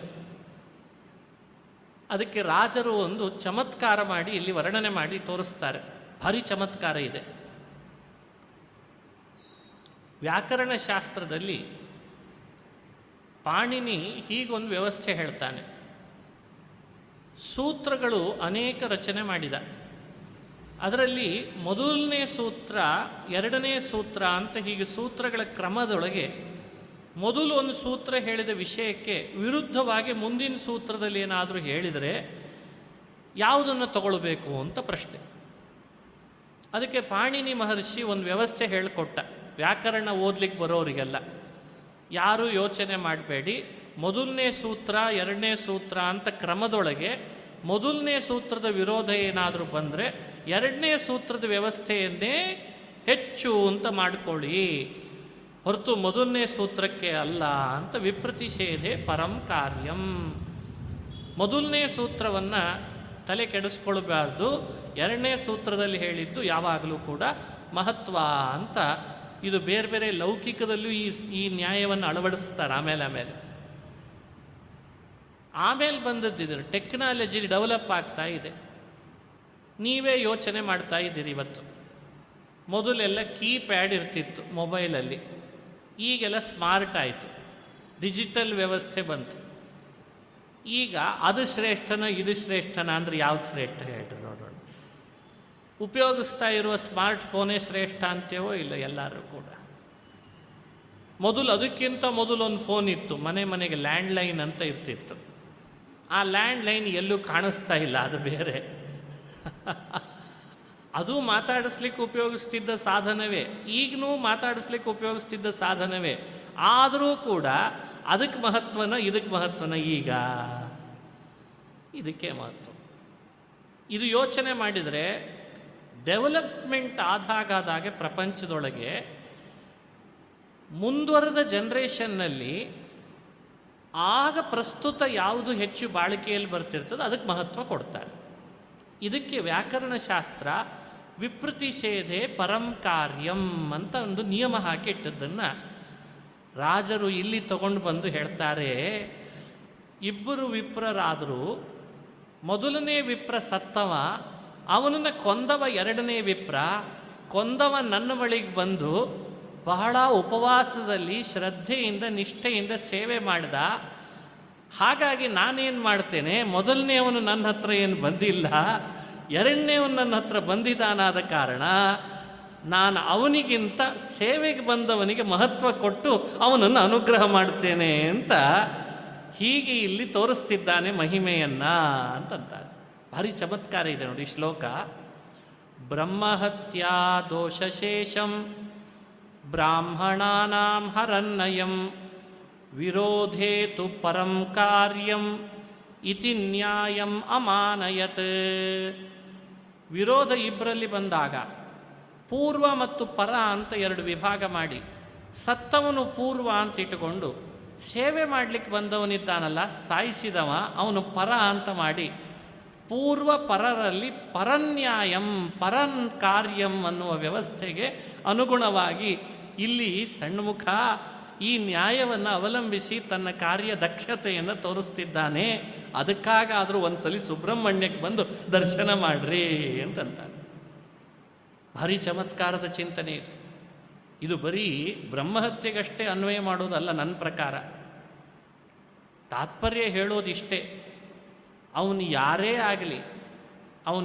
ಆಗಲಿ ಮೊದಲು ಯಾರು ಸುಬ್ರಹ್ಮಣ್ಯನನ್ನು ಹೋಗಿ ದರ್ಶನ ಮಾಡ್ತಾನೋ ಅವನಿಗೆ ಮೊದಲು ಪ್ರಿಫರೆನ್ಸ್ ಕೊಡ್ತಾನೆ. ನೀನು ಇವತ್ತೇ ಹೋಗೋ, ಹಿಂದೆ ಬಾರೋ, ನಿನಗಂತೂ ಅವನು ಅನುಗ್ರಹ ಮಾಡ್ತಾನೆ ಅನ್ನೋ ವಿಶೇಷತೆಯನ್ನು ತಿಳಿಸಿ ವರ್ಣನೆ ಮಾಡ್ತಾರೆ ಮಹಾನುಭಾವರು. ರಾಜರು ಮುಂದುವರೆದು ಹೇಳುವಾಗ ಸುಬ್ರಹ್ಮಣ್ಯನ ಸ್ತೋತ್ರ ವಿಶೇಷ ಮಾಡಬೇಕು. ವೈಷ್ಣವರು, ವಿಷ್ಣು ಭಕ್ತರು, ವಿಷ್ಣು ಭಕ್ತರಾದವರು ಸುಬ್ರಹ್ಮಣ್ಯನನ್ನು ಕಡೆಗಣಿಸಬಾರ್ದು. ಶಿವನನ್ನು, ದುರ್ಗೆಯನ್ನು, ನಂದಿಯನ್ನು, ಗಣಪತಿಯನ್ನು ವಿಷ್ಣು ಭಕ್ತರು ಕಡೆಗಣಿಸಬಾರ್ದು. ವಿಶೇಷ ಸ್ತೋತ್ರ ಮಾಡಿ ಅವರ ಅನುಗ್ರಹ ಪಡೀಬೇಕು ಅಂತ ತೋರಿಸ್ಲಿಕ್ಕೆ ಸುಬ್ರಹ್ಮಣ್ಯನನ್ನು ಹೇಳ್ತಾರೆ. ಸುಬ್ರಹ್ಮಣ್ಯ ಸುರಾಗ್ರಗಣ್ಯ ಕುಜನಾರಣ್ಯ ಜ್ವಲತ್ಪಾವಕ ಪ್ರಬ್ರೂಯಾತ್ತವ ವಿಕ್ರಮಂ ಭುವಿ ಕವಿಃ ಕೋ ವಾಮರೋವಾದಿಭಿಃ ಯಃ ಪ್ರಾಕ್ ಅಪ್ರತಿಮಲ್ಲತಾರಕಮಹಾದೈತ್ಯಂ ಸುದೃಪ್ತಂ ಭವಾನ್ ವಿಪ್ರೌಘ ಪ್ರಿಯ ಸುಪ್ರಭಾವ ಸಮರೇ ಕ್ರೀಡನ್ನ ಜೈಷೀದ್ವಿಷಂ. ಕುಮಾರಧಾರ ಈ ಪರ್ವತದಲ್ಲಿ ಧಾರೆಯಾಗಿ ಕೆಳಗಿಳಿದದ್ದಕ್ಕೆ ಕುಮಾರಧಾರ. ಹಿಂದೆ ದೇವತೆಗಳ ಸೈನ್ಯಕ್ಕೆ ಒಬ್ಬ ಸೇನಾಧಿಪತಿ ಬೇಕಾಗಿತ್ತು. ಇಂದ್ರದೇವರು ಈತನನ್ನು ಕರೆದು ಕುಮಾರನನ್ನು ಸೇನಾಧಿಪತಿ ನೀನಾಗು ಅಂತ ಅಭಿಷೇಕ ಮಾಡಿದ್ರಂತೆ. ಈ ಪರ್ವತದ ಮೇಲೆ ನಿಂತು ಅವನಿಗೆ ಅಭಿಷೇಕ ಮಾಡಿದ್ದರಿಂದ ಕುಮಾರನನ್ನು ಅಭಿಷೇಕಗೊಂಡು ಕೆಳಗಿಳಿದು ಬಂದ ಧಾರೆನೇ ಕುಮಾರಧಾರ ಅಂತ ಆಗಿದೆ ಅಂತ. ಇವತ್ತಿಗೂ ಈ ಪರ್ವತದ ಮೇಲ್ಭಾಗದಲ್ಲಿ ಸುಬ್ರಹ್ಮಣ್ಯ ಮಠದ ಮೂಲ ಪುರುಷರು ವಿಷ್ಣು ತೀರ್ಥರು ಅಂತ ಮಧ್ವಾಚಾರ್ಯರ ತಮ್ಮಂದರು ಪೂರ್ವಾಶ್ರಮದಲ್ಲಿ, ಅವರಿಂದಲೇ ಆಶ್ರಮ ಸ್ವೀಕರಿಸಿ ಅಲ್ಲೇ ತಪಸ್ಸು ಮಾಡ್ತಿದ್ದಾರೆ, ಅದೃಶ್ಯರಾಗಿ, ಕಣ್ಣಿಗೆ ಕಾಣದೆ ಅಂತ ಹೇಳ್ತಾರೆ. ರಾಜರು ಅದೇ ಮಠದಲ್ಲೇ ಬಂದಂಥ ಮಹಾನುಭಾವರು. ಸುಬ್ರಹ್ಮಣ್ಯ ಮಠ ಹಾಗೂ ಸೋದೆ ಮಠ ಎರಡೂ ಮಠದ ಮೂಲ ಪುರುಷರು ಭಗವತ್ಪಾದರ ತಮ್ಮಂದರು ವಿಷ್ಣು ತೀರ್ಥರೇ. ಅಲ್ಲಿಗೆ ಬಂದಿದ್ದಾರೆ ರಾಜರು. ಸುಬ್ರಹ್ಮಣ್ಯನನ್ನು ನೋಡಿದರು, ಕುಮಾರಧಾರೆಯನ್ನು ದರ್ಶನ ಮಾಡಿದರು, ಕುಮಾರಧಾರೆಯಲ್ಲಿ ಸ್ನಾನ ಮಾಡಿದರು. ಸುಬ್ರಹ್ಮಣ್ಯ ಹಿಂದೆ ಸ್ನಾನ ಮಾಡಿಸ್ಕೊಂಡಿದ್ದ, ಇಂದ್ರನ ಕಡೆಯಿಂದ ಅಭಿಷೇಕ ಮಾಡಿಸ್ಕೊಂಡಿದ್ದ ಅಂತ ಗೊತ್ತು. ತಾರಕ ಅಂತ ಒಬ್ಬ ರಾಕ್ಷಸ, ಒಬ್ಬ ಅಸುರ, ಭಾರೀ ಪ್ರಭಾವಶಾಲಿ. ಅವನೊಟ್ಟಿಗೆ ಯುದ್ಧ ಮಾಡಿದ, ತಾರಕಾಸುರ ಸಂಗ್ರಾಮ, ತಾರಕನ ಜೊತೆಗೆ ಯುದ್ಧ ಮಾಡಿದ. ಅವನನ್ನು ಸಂಹಾರ ಮಾಡಿ ದೇವತೆಗಳಿಗೆ ಅಂತೂ ಗೆಲುವು ತಂದು ಕೊಟ್ಟ ಸೇನಾಧಿಪತಿ ಸುಬ್ರಹ್ಮಣ್ಯ. ಇಲ್ಲಿ ಅನೇಕ ವಿಪ್ರರು ತಮ್ಮ ತಮ್ಮ ಕುಟುಂಬವನ್ನು ಕಟ್ಟಿಕೊಂಡು ಜೀವನ ನಡೆಸ್ತಾ ಇರ್ತಾರೆ. ಎಲ್ಲರಿಗೂ ಒಳ್ಳೆ ಭುಕ್ತಿ ಕೊಟ್ಟಿದ್ದಾನಂತೆ ಕುಮಾರ, ಯಾರನ್ನೂ ಬಿಟ್ಟುಕೊಡಲ್ಲಂತೆ. ಸುಬ್ರಹ್ಮಣ್ಯದ ಯಾವ ಒಬ್ಬ ವಿಪ್ರನನ್ನೂ ಬಿಟ್ಟುಕೊಡಲ್ಲಂತೆ, ಹಸಿವೆಯಿಂದ ಬಳಲಿಸಲ್ಲಂತೆ. ಅದಕ್ಕೆ ಯಾರಿಗೆ ಅನ್ನದ ಕೊರತೆ ಇದೆ ಸುಬ್ರಹ್ಮಣ್ಯಕ್ಕೆ ಹೋಗಿ ಬರಬೇಕು. ಅವರ ಅನ್ನದ ಕೊರತೆಗಳೆಲ್ಲ ನೀಗಿ ಹೋಗ್ತವೆ, ಒಳ್ಳೆ ಅನ್ನ ಸಿಗ್ತದೆ, ಭುಕ್ತಿ ಸಿಗ್ತದೆ ಅವರಿಗೆ. ಭುಕ್ತಿಪ್ರದ ದೇವತೆ ಈತ. ಇನ್ನೂ ಅನೇಕ ಸಂತಾನ ಕೊಡ್ತಾನೆ ಅಂತಿದೆ, ಸಂತಾನಪ್ರದ ಅಂತ ಹೇಳಿದ್ದಾರೆ ಭಕ್ತರಿಗೆ. ರಾಜರ ವರ್ಣನೆಯಲ್ಲಿ ವಿಶೇಷತೆ ನೋಡಿ, ಬಹಳ ಶತ್ರುಗಳ ಕಾಟ ಇದೆ. ತಾರಕಾಸುರನ ಸಂಹಾರ ಮಾಡಿದ್ರಿಂದ ಭಾರೀ ಪ್ರಭಾವಶಾಲಿ, ಹಾಗಾಗಿ ಶತ್ರು ಪರಿಹಾರ ಆಗ್ತಾನೆ. ಪರಾಕ್ರಮಿ, ಭಾರೀ ಪರಾಕ್ರಮಿ. ಎಷ್ಟೆಲ್ಲ ದೇವತೆಗಳಿದ್ದರೂ ಇವನನ್ನೇ ಸೇನಾಧಿಪತಿಯನ್ನು ಇಂದ್ರ ಆರಿಸಬೇಕಾದ್ರೆ ಇವನು ಪರಾಕ್ರಮಿ ಅಲ್ಲದೆ ಮತ್ತಿನ್ನೇನು ಹೇಳಿ. ಇದನ್ನೆಲ್ಲ ಇಟ್ಟುಕೊಂಡು ವಾದರಾಜರು ವರ್ಣನೆ ಮಾಡ್ತಾ ಹೇಳ್ತಾರೆ, ಹೇ ಸುಬ್ರಹ್ಮಣ್ಯ, ಸುರಾಗ್ರಗಣ್ಯ ಕುಜನಾರಣ್ಯ ಜ್ವಲತ್ ಪಾವಕ, ಕೆಟ್ಟ ಜನರೇ ಅರಣ್ಯದಂತಿದ್ದರೆ ನೀನವರನ್ನು ಸುಟ್ಟು ಭಸ್ಮ ಮಾಡುವಂತಹ ಬೆಂಕಿ ಇದ್ದಾಗಿದ್ದಿ.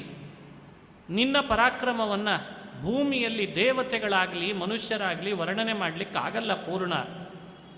ಹಿಂದೆ ತಾರಕಾಸುರನನ್ನು, ಬಹಳ ದೊಡ್ಡ ದೈತ್ಯನನ್ನು ನೀನೇ ಕೊಂದಿ ಇವತ್ತಿಗೂ ವಿಪ್ರರ ಸಮೂಹವನ್ನು ಯಾವತ್ತಿದ್ರೂ ಅವರ ಪ್ರೀತಿಗೆ ಪಾತ್ರನಾಗಿದ್ದಿ, ಅವರಿಗೆ ಪ್ರಿಯನಾಗಿದ್ದಿ. ನಿನ್ನ ದ್ವೇಷಿಗಳನ್ನು ಯುದ್ಧದೊಳಗೆ ಎಂದೂ ನೀನು ಗೆಲ್ಲಲಿಕ್ಕೆ ಬಿಡದೆ ನೀನೇ ಗೆಲುವನ್ನು ಸಾಧಿಸ್ತಿ. ಹೀಗೆ ಈ ಶ್ಲೋಕದ ಅರ್ಥ. ವಿಪ್ರೌಘ ಪ್ರಿಯನಾಗಿದ್ದಿ, ಯುದ್ಧದಲ್ಲಿ ನಿಂತರೆ ನಿನ್ನ ದ್ವೇಷಿಗಳನ್ನು ಚಂಡಾಡಿ ಬಿಡ್ತಿ, ಗೆಲ್ತಿ ಅವರನ್ನು. ತಾರಕನನ್ನು ಕೊಂದವನು ನೀನು, ನಿನ್ನ ಪರಾಕ್ರಮವನ್ನು ವರ್ಣನೆ ಮಾಡಲಿಕ್ಕೆ ಯಾರು ತಾನೇ ಸಾಧ್ಯ ಅಂತ ರಾಜರು ಷಣ್ಮುಖನನ್ನು, ವಿಶೇಷವಾಗಿ ಸ್ಕಂದನನ್ನು ಇಲ್ಲಿ ವರ್ಣನೆ ಮಾಡಿ ವೈಷ್ಣವರಿಗೆ ಹೇಳ್ತಾರೆ, ಅಪ್ಪಿ ತಪ್ಪಿ ಸ್ಕಂದ, ಷಣ್ಮುಖ, ಸನತ್ಕುಮಾರ ಹೆಸರಿನಿಂದ ಪ್ರಸಿದ್ಧರಾದವರನ್ನು ತಿರಸ್ಕರಿಸಬೇಡಿ, ಅವರನ್ನು ಅಪಹಾಸ ಮಾಡಿಕೊಳ್ಬೇಡಿ. ಅವನೇನು ಸ್ಕಂದ, ನಮಗೇನು ಬೇಕು ಹೀಗೆ ಅನ್ನಬೇಡಿ ಅಂತ ಅರ್ಥ. ಕೆಲವು ವಿಷ್ಣು ಭಕ್ತರೇ ಹಾಗಂದದ್ದಿದೆ, ಹಾಗನ್ನಬಾರ್ದು. ವಿಶೇಷ ವೈಷ್ಣವರಿಗೆ ವಿಷ್ಣು ಭಕ್ತಿ ವೃದ್ಧಿ ಆಗಲಿಕ್ಕೆ ಈ ಸ್ಥಳದಲ್ಲಿ ಬರಲಿ ಅಂತ ರಾಜರು ಕರೀತಾರೆ. ನೋಡಿ, ಈ ಮುಂದಿನ ಶ್ಲೋಕದಲ್ಲಿ ಹೇಳ್ತಾರೆ ಅವರು, ಇವನ ಬಳಿ ಬಂದರೆ ನಿಮಗೇನು ಲಾಭ ಆಗ್ತದೆ. ಅನ್ನಂ ದದಾಸಿ ವಿದಧಾಸ್ಯಖಿಲಸ್ಯ ರಕ್ಷಾಂ ಕ್ಲಿನ್ನಂ ಪುನಾಸಿ ವಿಲುನಾಸಿ ಸಮಸ್ತದೋಷಾನ್ ಹೇ ಸ್ಕಂದವಂದ್ಯ ಭವತೋ ಭುವನೇ ಭವಾನಿ ಸೂನೋ ಕೃಪಾ ಜಲನಿಧೆ ಕಥಮಃ ಸಮಸ್ಯಾತ್. ಒಬ್ಬ ವ್ಯಕ್ತಿ ತನ್ನ ಬದುಕಿನಲ್ಲಿ ಚೆನ್ನಾಗಿ ಬಾಳಿ ಬದುಕಬೇಕಾದ್ರೆ ಅವನಿಗೆ ಬೇಕಾಗಿರೋದು ಹಸಿವೆ ನೀಗಲಿಕ್ಕೆ ಅನ್ನ ಬೇಕು.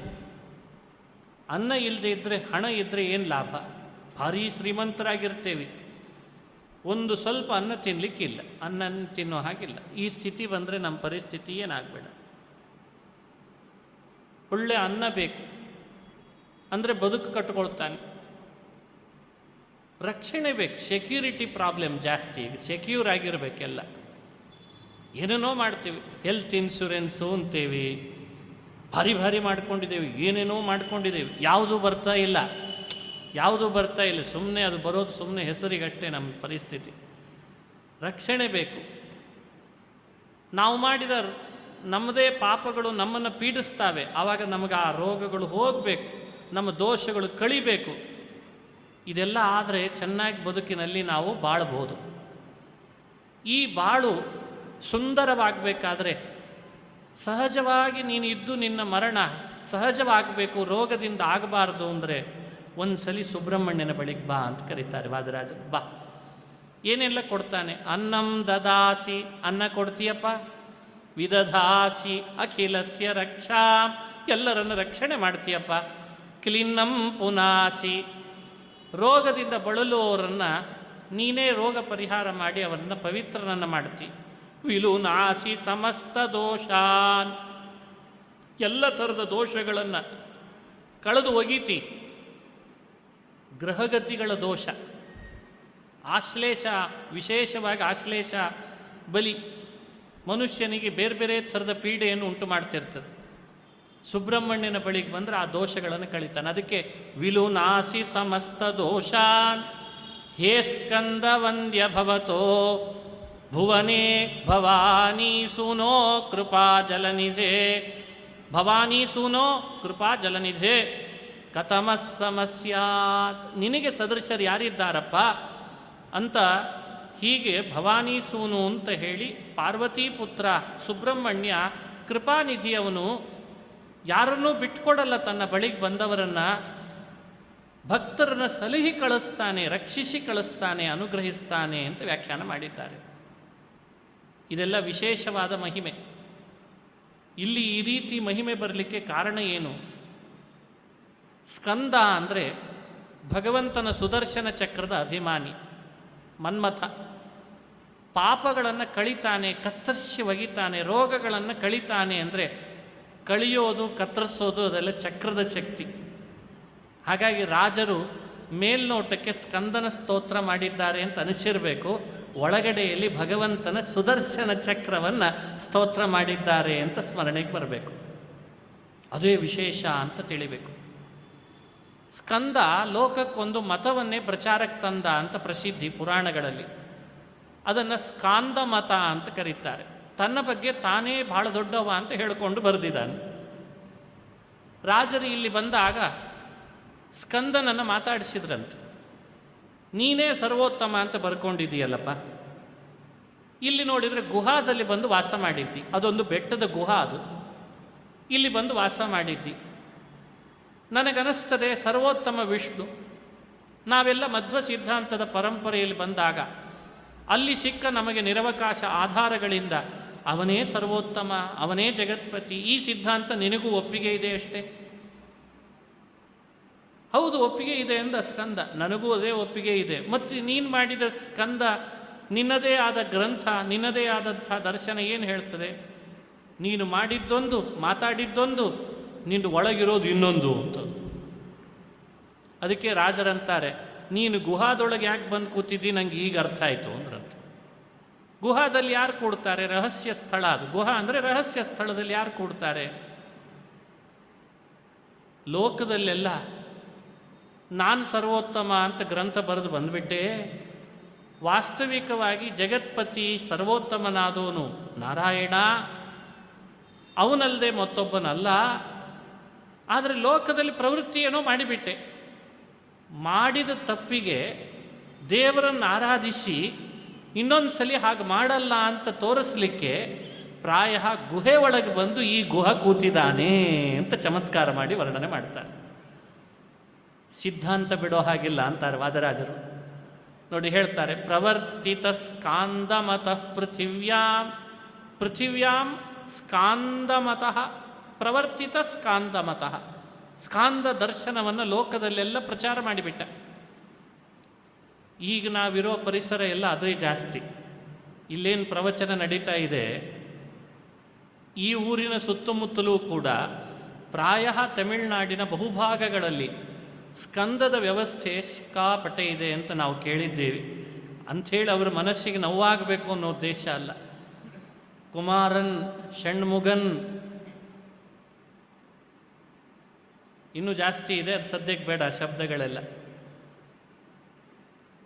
ಆ ವಿಷಯವನ್ನು ಸ್ಪಷ್ಟಪಡಿಸಿ ಹೇಳಿದರು ರಾಜರು. ಪ್ರವರ್ತಿತ ಸ್ಕಾಂದ ಮತ ಪೃಥಿವ್ಯಾಂ, ಭೂಮಿಯಲ್ಲಿ ಸ್ಕಂದದ ಮತ, ಸ್ಕಾಂದ ಮತವನ್ನು ಜಗತ್ತಿಗೆ ಪ್ರವೃತ್ತಿ ಮಾಡಿದೆಯಲ್ಲ. ಜಗತ್ಪತಿಂ ಶ್ರೀಪತಿಮಾತ್ಮನಾಥಂ, ಜಗತ್ಪತಿಯಾದ ಶ್ರೀಪತಿ ನಿನ್ನ ನಿಜವಾದ ಒಡೆಯ, ಅವನನ್ನು ನೀನು ರಹಸ್ಯುಪಾರಾಧಯಿತುಂ ಗುಹಾಧ್ಯ, ರಹಸ್ಯ ಸ್ಥಳದಲ್ಲಿ ಆರಾಧಿಸಬೇಕು ಅಂತ ಹೇಳಿ, ಹೇ ಗುಹಾ, ಸ್ಕಂದನಿಗೆ ಗುಹಾ ಅಂತ ಮತ್ತೊಂದು ಹೆಸರಿದೆ. ಅದಕ್ಕೆ ಹೇ ಗುಹಾ ಅದ್ಯ ಗುಹಾಂತಶ್ರಿತೋ ಗುಹಾಶ್ರಿತೋ ಗುಹಾಂಶ್ರಿತಃ, ನೀನು ಗುಹೆ ಒಳಗೆ ಸೇರಿಕೊಂಡು ರಹಸ್ಯದಲ್ಲಿ ಭಗವಂತನನ್ನು ಸರ್ವೋತ್ತಮ ಅಂತ ಉಪಾಸನೆ ಮಾಡ್ತಾ ಇದ್ದೀ ಅಂತ ಇತಿ ಮಮ ಪ್ರತರ್ಕಃ, ಇದು ನನ್ನ ಉತ್ಪ್ರೇಕ್ಷೆ ಅಂತ ಸ್ಕಂದನ ವರ್ಣನೆಯನ್ನು ಹೀಗೆ ಮಾಡಿದ್ದಾರೆ ರಾಜರು. ವಿಷ್ಣುವಿನ ಪಾರಮ್ಯನೂ ಸಜ್ಜನ ಸಮೂಹಕ್ಕೆ ತಿಳಿಸಿರಬೇಕು. ಗುಹಾಶ್ರಿತನ ಯಾಕಾದ ಸ್ಕಂದ ಅಂತ ಉತ್ಪ್ರೇಕ್ಷೆನೂ ಮಾಡಿರಬೇಕು ಸರಿಯಾಗಿ. ಸ್ಕಂದನಿಂದ ಆದ ಒಂದು ವಿಚಿತ್ರ ಕಾರ್ಯ ಇದೆ, ಮತಪ್ರವೃತ್ತಿ ಅನ್ನೋದು ಲೋಕಕ್ಕೆ ತಿಳಿದಿರಬೇಕು. ಹೀಗೆ ರಾಜರು ಒಂದೇ ಶ್ಲೋಕದಲ್ಲಿ ಉತ್ಪ್ರೇಕ್ಷೆ ಮಾಡಿ ಭಾರಿ ಚಮತ್ಕಾರ ಮಾಡಿ ವರ್ಣನೆ ಮಾಡಿದ್ದಾರೆ. ಕೊನೆ ಶ್ಲೋಕ ಹೇಳಿ ಮುಕ್ತಾಯ ಮಾಡ್ತೇನೆ. ಶ್ರೀ ವಿಷ್ಣು ತೀರ್ಥ ಮುನಿ ಮಿತ್ರ ಸುರಾರಿ ಜೈತ್ರ ಶ್ರೀಕೃಷ್ಣ ಪಜ್ಜಲಜ ಭೃಂಗ ಕೃತಾಘಭಂಗ ಸಹ್ಯೇಶ ದೇಹಿ ಸಕಲೈರುಪಜೀವ್ಯಮನ್ನಂ ಸಂಹರ್ತೃ ಸರ್ವಭುವನಸ್ಯ ಕುಮಾರ ಮಹ್ಯಂ. ಲೋಕದಲ್ಲಿ ಅನ್ನ ಬೇಕು ಅಂತ ಬಯಸಿ ಸುಬ್ರಹ್ಮಣ್ಯನ ಬಳಿಗೆ ಬರೋದು ಬಹಳ. ಲೋಕದಲ್ಲಿ ಹೀಗೆ ಬರ್ತಿದ್ದಾರೆ ಎಂದಾಗ ಅದನ್ನು ಅಲುಗಳಿಲಿಕ್ಕಿಲ್ಲ. ಅದಕ್ಕೆ ವಾದರಾಜರು ಚಮತ್ಕಾರ ಮಾಡಿಬಿಟ್ರು. ಅನ್ನ ಅಂದರೆ ಏನದು? ಅನ್ನ ಬಯಸಿ ಬರೋದು ಅಂದರೆ ಬರೀ ದೇಹಕ್ಕೆ ಸಂಬಂಧ, ಅನ್ನ ಮಾತ್ರ ಸುಬ್ರಹ್ಮಣ್ಯ ಕೊಡ್ತಾನೆ ಅಂತ ಅಷ್ಟೇ ಕೇಳ್ಕೊಳ್ಳೋದಾ? ಬೇಡ ಅಂತ ಬೇರೆ ಕಡೆಯಲ್ಲಿ ಹೋದರೆ ಯಾರಾದರೂ ಒಬ್ಬ ಬೆಳೆದಿರ್ತಾನೆ ರೈತ, ನಿಮಗೆ ಅನ್ನ ಕೊಟ್ಟೇ ಕೊಡ್ತಾನೆ. ಅಷ್ಟಕ್ಕೊಂದು ದೊಡ್ಡ ಕ್ಷೇತ್ರ, ಒಬ್ಬ ದೇವತೆ ಅಂತ ಹೇಳೋದಾ? ಅದಕ್ಕೆ ಅವರಿಗೆ ಸಮಾಧಾನ ಆಗಲಿಲ್ಲ. ಲೋಕ ಪ್ರಸಿದ್ಧಿಯನ್ನು ಅಲ್ಲಗಳೆಯೋ ಹಾಗಿಲ್ಲ, ಅನ್ನ ಕೊಡ್ತಾನೆ ಅಂತ ಅನ್ನೋದು. ಅದನ್ನು ಒಳ ಅರ್ಥದಲ್ಲಿ ತಿಳಿದಿ ಅಂತ ರಾಜರು ಚಮತ್ಕಾರ ಮಾಡ್ತಾರೆ. ಅನ್ನಂ ಬ್ರಹ್ಮೇ ದಿವ್ಯಜಾನಾತ್ ಅನ್ನಾಧ್ಯೇವ ಕಲ್ವಿಮಾನಿ ಭೂತಾನಿ ಜಾಯಂತೆ ಅನ್ನೇನೈವ ಜಾತಾನಿ ಜೀವಂತಿ. ಅನ್ನ ಅಂದರೆ ಬ್ರಹ್ಮ ಅಂತ ಅರ್ಥ ಇದೆ. ತೈತ್ತರೀಯ ಉಪನಿಷತ್ತಿನಲ್ಲಿ ಅನ್ನ ಪದದ ಅಭಿಪ್ರಾಯವನ್ನು ಹೇಳಿದ್ದಾರೆ. ಯಾರು ಯಾವಾಗಲೂ ಯಾರನ್ನು ಉಪಜೀವಿಸಿಕೊಂಡಿರ್ತೇವೋ ಅವನಿಗೆ ಅನ್ನ ಅಂತ ಕರಿಬೇಕಂತ. ನಾವೆಲ್ಲ ಯಾರನ್ನು ಉಪಜೀವಿಸಿಕೊಂಡಿದ್ದೇವೆ? ಯಾರಿಲ್ಲ ಅಂದರೆ ನಾವು ಇಲ್ಲವೇ ಇಲ್ಲವೋ, ಯಾರಿದ್ರಷ್ಟೇ ನಾವಿರಬಲ್ಲೆವೋ ಅವನಿಗೆ ಏನಂತ ಹೆಸರಂತೆ? ಅನ್ನಂ ಬ್ರಹ್ಮೇ ದಿವ್ಯಜಾನಾತ್. ಯಾರನ್ನು ನಾವು ಉಪಜೀವಿಸಿಕೊಂಡಿದ್ದೇವೋ ಅವನಿಗೇನಂತ ಕರೀತದೆ? ಅನ್ನ. ಅವನೇ ಸಂಹಾರಕರ್ತ, ಅವನೇ ಸೃಷ್ಟಿಕರ್ತ. ಹೀಗೆ ಅನ್ನ ಶಬ್ದದ ವ್ಯಾಖ್ಯೆಯನ್ನು ವಿಸ್ತಾರವಾಗಿ ಉಪನಿಷತ್ತು ಮಾಡುತ್ತದೆ. ರಾಜರು ಅದೇ ಅರ್ಥವನ್ನು ಇಲ್ಲಿ ಮನಸ್ಸಿನಲ್ಲಿ ತಗೊಂಡು ಬಂದರು. ನೀನು ಅನ್ನ ಕೊಡುವವ ಅಂದರೆ ನನಗೆ ಸ್ಪಷ್ಟ ಅರ್ಥ ಆಗ್ತದೆ. ಉಪನಿಷತ್ತಿನ ಭಾಷೆಯಲ್ಲಿ ನೀ ಅನ್ನ ಕೊಡುವವ. ಯಾವ ಅನ್ನ ಕೊಡುವವ? ಭಗವಂತನೆಂಬ ಅನ್ನವನ್ನು ಮುಕ್ತಿಯೋಗ್ಯರಾದ ಸಜ್ಜನರಿಗೆ ನೀಡುವವ. ಹಾಗಾಗಿ ನೀನು ಅನ್ನ ಕೊಡುವವ ಅನ್ನೋ ಪ್ರಸಿದ್ಧಿ ನನಗೆ ಬಹಳ ಸಮಂಜಸವಾಯಿತು ಅಂತಂದ್ರಂತೆ.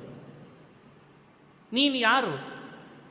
ವಿಷ್ಣು ತೀರ್ಥರು ಅಂತ ನನ್ನ ಮೂಲ ಪುರುಷರು. ರಾಜರಲ್ಲಿಗೆ ಬಂದಾಗ ವಿಷ್ಣು ತೀರ್ಥರ ಸ್ಮರಣೆ ಮಾಡಿ ಅವರೊಟ್ಟಿಗೆ ಭೇಟಿಯಾಗಿದ್ರಂತೆ. ವಾದಿರಾಜರು ಇದೇ ಸ್ಥಳಕ್ಕೆ ಇಲ್ಲಿಗೆ ಬಂದಾಗ ಕುಮಾರ ಪರ್ವತವನ್ನು ಹತ್ತಿ ಯಾರಿಗೂ ಹೋಗಲಿಕ್ಕಾಗದ ಅಗಮ್ಯ ಪ್ರದೇಶಕ್ಕೆ ಹೋಗಿ ತಪಸ್ಸಿನಲ್ಲಿದ್ದ ವಿಷ್ಣು ತೀರ್ಥರನ್ನ ಭೇಟಿಯಾಗಿ ಅವರಿಂದ ಪ್ರತಿಮೆಯನ್ನು ಇಸಿಕೊಂಡು ಬಂದು ಇವತ್ತಿಗೂ ತಮ್ಮ ಸಂಸ್ಥಾನದಲ್ಲಿ ಆ ಪೂಜೆ ಮಾಡಲಿಕ್ಕೆ ಆ ಪ್ರತಿಮೆಯನ್ನು ಇಟ್ಟುಕೊಂಡಿದ್ದಾರೆ. ಬಹಳ ವಿಶೇಷ ಸ್ಥಳ, ಸಾಮಾನ್ಯ ಸ್ಥಳ ಅಲ್ಲ. ಅದಕ್ಕೆ ನೆನಪಿಸ್ಕೊಂಡ್ರು ರಾಜರು, ಇತಿಹಾಸ ದಾಖಲು ಮಾಡಿಟ್ರು. ನಾನು ಇಲ್ಲಿಗೆ ಬಂದಿದ್ದೆ. ಅದಕ್ಕೆ ಹೇಳ್ತಾರೆ ಶ್ರೀ ವಿಷ್ಣು ತೀರ್ಥ ಮುನಿ ಮಿತ್ರ. ವಿಷ್ಣು ತೀರ್ಥರು ಬಹಳ ದೊಡ್ಡ ತಪಸ್ವಿಗಳು. ಆ ಮುನಿಗಳೇ ನಿನಗೆ ಸ್ನೇಹಿತರು ಅಂತಂದ್ರಂತೆ. ಹೇ ಕುಮಾರ, ನಿನ್ನ ಸ್ನೇಹಿತರವರು, ಅವರಿಗೆ ನೀನು ಸ್ನೇಹಿತ, ನಿನಗೆ ಅವರು ಸ್ನೇಹಿತ. ಸುರಾರಿ ಜೈತ್ರ, ದೇವತೆಗಳ ಶತ್ರು ರಾಕ್ಷಸರನ್ನು ನೀನು ಗೆಲ್ಲುವವ. ಶ್ರೀಕೃಷ್ಣ ಪಜ್ಜಲಜ ಭೃಂಗ, ಶ್ರೀಕೃಷ್ಣನ ಪಾದ ಕಮಲಗಳಲ್ಲಿ ನೀನು ಭೃಂಗನಂತಿರುವವ, ದುಂಬಿಯಂತೆ. ಕೃತಾಘ ಭಂಗ, ನಿನ್ನ ಬಳಿ ಬಂದವರ ಪಾಪಗಳನ್ನು ಭಂಗ ಮಾಡುವವ. ಸಹ್ಯೇಶ ದೇಹಿ, ಸಹ್ಯ ಪರ್ವತದ ಅಧಿಪತಿ, ಬೆಟ್ಟದ ಅಧಿಪತಿ, ಸಹ್ಯಾದ್ರಿ ಅದರ ಅಧಿಪತಿ ನೀನು. ಸಕಲೈರುಪಜೀವ್ಯಮನ್ನಂ, ಎಲ್ಲರಿಂದ ಉಪಜೀವ್ಯವಾದ ಅನ್ನ ಅಂತನಿಸ್ಕೊಳ್ಳುವ. ಸರ್ವಭುವನಸ್ಯ ಸಂಹರ್ತೃ, ಅನ್ನ ಶಬ್ದಕ್ಕೆ ಇನ್ನೊಂದು ಅರ್ಥ, ಇಡೀ ಪ್ರಪಂಚವನ್ನು ಸಂಹಾರ ಮಾಡುವವನು ಅನ್ನೋ ಅರ್ಥನೂ ಇದೆ. ಲೋಕದ ಸಂಹಾರ ಮಾಡ್ತಾನಾದ್ರಿಂದ ಭಗವಂತ ಅನ್ನ, ಎಲ್ಲರಿಂದ ಉಪಜೀವ್ಯನಾಗಿದ್ದಾನಾದ್ರಿಂದ ಭಗವಂತ ಅನ್ನ. ಅಂಥ ಅನ್ನನನ್ನ ಮಹ್ಯಂ ಹೇ ಕುಮಾರ ದೇಹಿ, ನಮಗೋಸ್ಕರ ಆ ಭಗವಂತನೆಂಬ ಅನ್ನವನ್ನು ಕೊಟ್ಟುಬಿಡು ಅಂತ ಪ್ರಾರ್ಥನೆ ಮಾಡಿ ಮುಗಿಸಿದ್ದಾರೆ. ಹೀಗೆ ಬೆಟ್ಟದ ವರ್ಣನೆ ಆಗಿರಬೇಕು, ಬೆಟ್ಟದ ತಪಸ್ವಿಗಳಾದ ವಿಷ್ಣು ತೀರ್ಥರ ವರ್ಣನೆ ಆಗಿರಬೇಕು, ಬೆಟ್ಟದ ಕೆಳಭಾಗದ ಗುಹೆಯಲ್ಲಿರುವ ಗುಹನ ವರ್ಣನೆ ಆಗಿರಬೇಕು. ಅವ ಕೃಷ್ಣ ಭಕ್ತ ಆದ್ದರಿಂದ ವಿಷ್ಣು ಭಕ್ತರೆಲ್ಲ ಇವನನ್ನು ಆರಾಧಿಸಲಿ ಅಂತ ವೈಷ್ಣವರಿಗೆಲ್ಲ ಕರೆಗೊಟ್ಟಿರಬೇಕು. ಅನ್ನದಾನ ಮಾಡ್ತಾನೆ, ಅನ್ನದಾತ ಅಂತ ಅವನಿಗಿರುವ ಪ್ರಸಿದ್ಧಿಯನ್ನು ಆಧ್ಯಾತ್ಮಿಕವಾಗಿ ಅದನ್ನು ಅರ್ಥ ಮಾಡಿಕೊಳ್ಳಿಕ್ಕೆ ಬಂದಿರಬೇಕು. ಯಾರ್ಯಾರು ಸುಬ್ರಹ್ಮಣ್ಯಕ್ಕೆ ಬರ್ತಾರೆ ಇದೇ ಅನುಸಂಧಾನದಿಂದ ಸುಬ್ರಹ್ಮಣ್ಯನನ್ನು ಕೇಳ್ಕೊಳ್ರಿ ಅಂತ ಸಂದೇಶವನ್ನು ಕೊಡಬೇಕು. ಹಾಗೆ ಸ್ತೋತ್ರ ಮಾಡಿದ್ದಾರೆ ರಾಜರು. ಇಲ್ಲಿಗೆ ಸುಬ್ರಹ್ಮಣ್ಯ ಮಹಿಮೆ ಒಂದು ಅರ್ಥದಲ್ಲಿ ಮುಕ್ತಾಯ ಆಗ್ತದೆ. ಮುಂದೆ ವೇದವ್ಯಾಸ ಸಂಪುಟ ಅಂತ ಸುಬ್ರಹ್ಮಣ್ಯ ಕ್ಷೇತ್ರದಲ್ಲಿ ಮಠದಲ್ಲಿ ಪೂಜೆ ಆಗ್ತಾ ಇರುವಂಥ ಒಂದು ಸನ್ನಿಧಿ ಇರುವ ಮಹಿಮೆ, ಒಂದು ಸನ್ನಿಧಿ ಇರುವ ಸಂಪುಟ, ಅದು ವ್ಯಾಸ ಸನ್ನಿಧಿ. ಅದನ್ನು ನಾಳೆ ದಿವಸ ಮುಂದುವರಿಸೋಣ. ಇನ್ನು ಕೆಲವು ಶ್ಲೋಕಗಳಿದ್ದಾವೆ, ಅದನ್ನು ಸಾಧ್ಯವಾದಷ್ಟು ನಾಳೆ ಏಕಾದಶಿ ಆದ್ದರಿಂದ ಪ್ರಾಯ ಕೊನೆಯವರೆಗೂ ಹೋಗಬೇಕು ಅಂತ ಅಪೇಕ್ಷೆ ಇದೆ. ಎಷ್ಟು ಸಾಧ್ಯವಾಗ್ತದೋ ಅಷ್ಟಂತೂ ನಾಳೆ ದಿವಸ ಹೇಳೋಣ ಅಂತ ಹೇಳ್ತಾ, ಅಂತೂ ಅನೇಕ ತೀರ್ಥಕ್ಷೇತ್ರಗಳ ಯಾತ್ರೆ ಇವತ್ತಿಗೂ ಆಗಿದೆ. ವ್ಯಾಸರು ಇರುವ ಮಧ್ಯವಾಟ ಮಠ, ನೇತ್ರಾವತಿ ನದಿ, ಚಿಂತಾಮಣಿ ನರಸಿಂಹ, ಕುಮಾರಧಾರ, ಅವುಗಳ ಸಂಗಮ, ಸಹಸ್ರಲಿಂಗೇಶ್ವರ, ಹಾಗೆ ಕೊನೆಗೆ ಬಂದದ್ದು ಸುಬ್ರಹ್ಮಣ್ಯ ಕ್ಷೇತ್ರ. ಅಲ್ಲಿರುವ ಸುಬ್ರಹ್ಮಣ್ಯನ ಮಹಿಮೆ, ಅವನಿಂದ ನಾವು ಪ್ರಾರ್ಥನೆ ಮಾಡಿ ಬಡಿಬೇಕಾದದ್ದೇನು ಅಂತ ತಿಳಿದಿದ್ದೇವೆ ಇವತ್ತು. ನಾಳೆ ವೇದವ್ಯಾಸ ಸಂಪುಟದ ಬಗ್ಗೆ ಬಹಳ ವಿಶೇಷ ಕಥೆ ಇದೆ. ಅದಕ್ಕೆ ಚಿಕ್ಕ ಕಥೆ, ಅದನ್ನು ಕೇಳಿ ವೇದವ್ಯಾಸರ ಪ್ರಾರ್ಥನೆ ಹೇಗೆ ಮಾಡಬೇಕು ಅಂತ ಪುನಃ ಮಾಡ್ತಾರೆ. ಅದನ್ನು ನೋಡೋಣ ಅಂತ ಹೇಳ್ತಾ ಶ್ರೀಕೃಷ್ಣಾರ್ಪಣಮಸ್ತು. ಇವತ್ತು ದಶಮಿ, ನಾಳೆ ಏಕಾದಶಿ. ನಾಳೆ ಮಂತ್ರಾಕ್ಷತೆ ಇರಲ್ಲ ಅನ್ನೋ ಕಾರಣಕ್ಕೆ ನಾಳೆ ಮಂತ್ರಾಕ್ಷತೆಯನ್ನು ಇವತ್ತೇ ಕೊಟ್ಟು, ವಿಶೇಷ ಗುರುರಾಜ ದಂಪತಿಗಳು ರಾಯಚೂರಿನವರವರು, ನಮ್ಮ ಗುರುಗಳ ಶ್ರೀ ಸುವಿದ್ಯೇಂದ್ರ ತೀರ್ಥರ ವಿಶೇಷ ಭಕ್ತರು, ಆ ದಂಪತಿಗಳ ಸೇವೆಯಲ್ಲಿ ಮೂಡಿ ಬರ್ತಾ ಇದೆ ಈ ತೀರ್ಥ ಪ್ರಬಂಧದ ಪ್ರವಚನದ ಮಾಲಿಕೆ. ತೀರ್ಥಕ್ಷೇತ್ರಗಳ ಪರ್ಯಟನೆ ಮಾಡಿಸಿದ್ರಿಂದ ಬರುವ ಪುಣ್ಯ ಏನೆಲ್ಲ ಇದೆಯೋ ಅದೆಲ್ಲ ನಮ್ಮ ಗುರುರಾಜರಾಯರ ದಂಪತಿಗಳಿಗೆ, ಅವರ ಕುಟುಂಬದ ಎಲ್ಲ ಸದಸ್ಯರಿಗೆ ವಿಶೇಷವಾಗಿ ಸಿಗುವಂತಾಗಬೇಕು. ಹಾಗೆ ದೇವರಲ್ಲಿ ಪ್ರಾರ್ಥನೆ ಮಾಡಿ, ಭಾವಿ ಸಮೀರ ಶ್ರೀ ವಾದಿರಾಜರ ಹೃದಯ ಕಮಲ ಸನ್ನಿಹಿತನಾದ ಲಕ್ಷ್ಮೀ ಹಯಗ್ರೀವ ನಿಮ್ಮೆಲ್ಲರನ್ನು ಅನುಗ್ರಹಿಸಲಿ ಅಂತ ಮತ್ತೊಮ್ಮೆ ಪ್ರಾರ್ಥಿಸಿ ಶ್ರೀಕೃಷ್ಣಾರ್ಪಣಮಸ್ತು. ಹರಯೇ ನಮಃ, ಹರಯೇ ನಮಃ.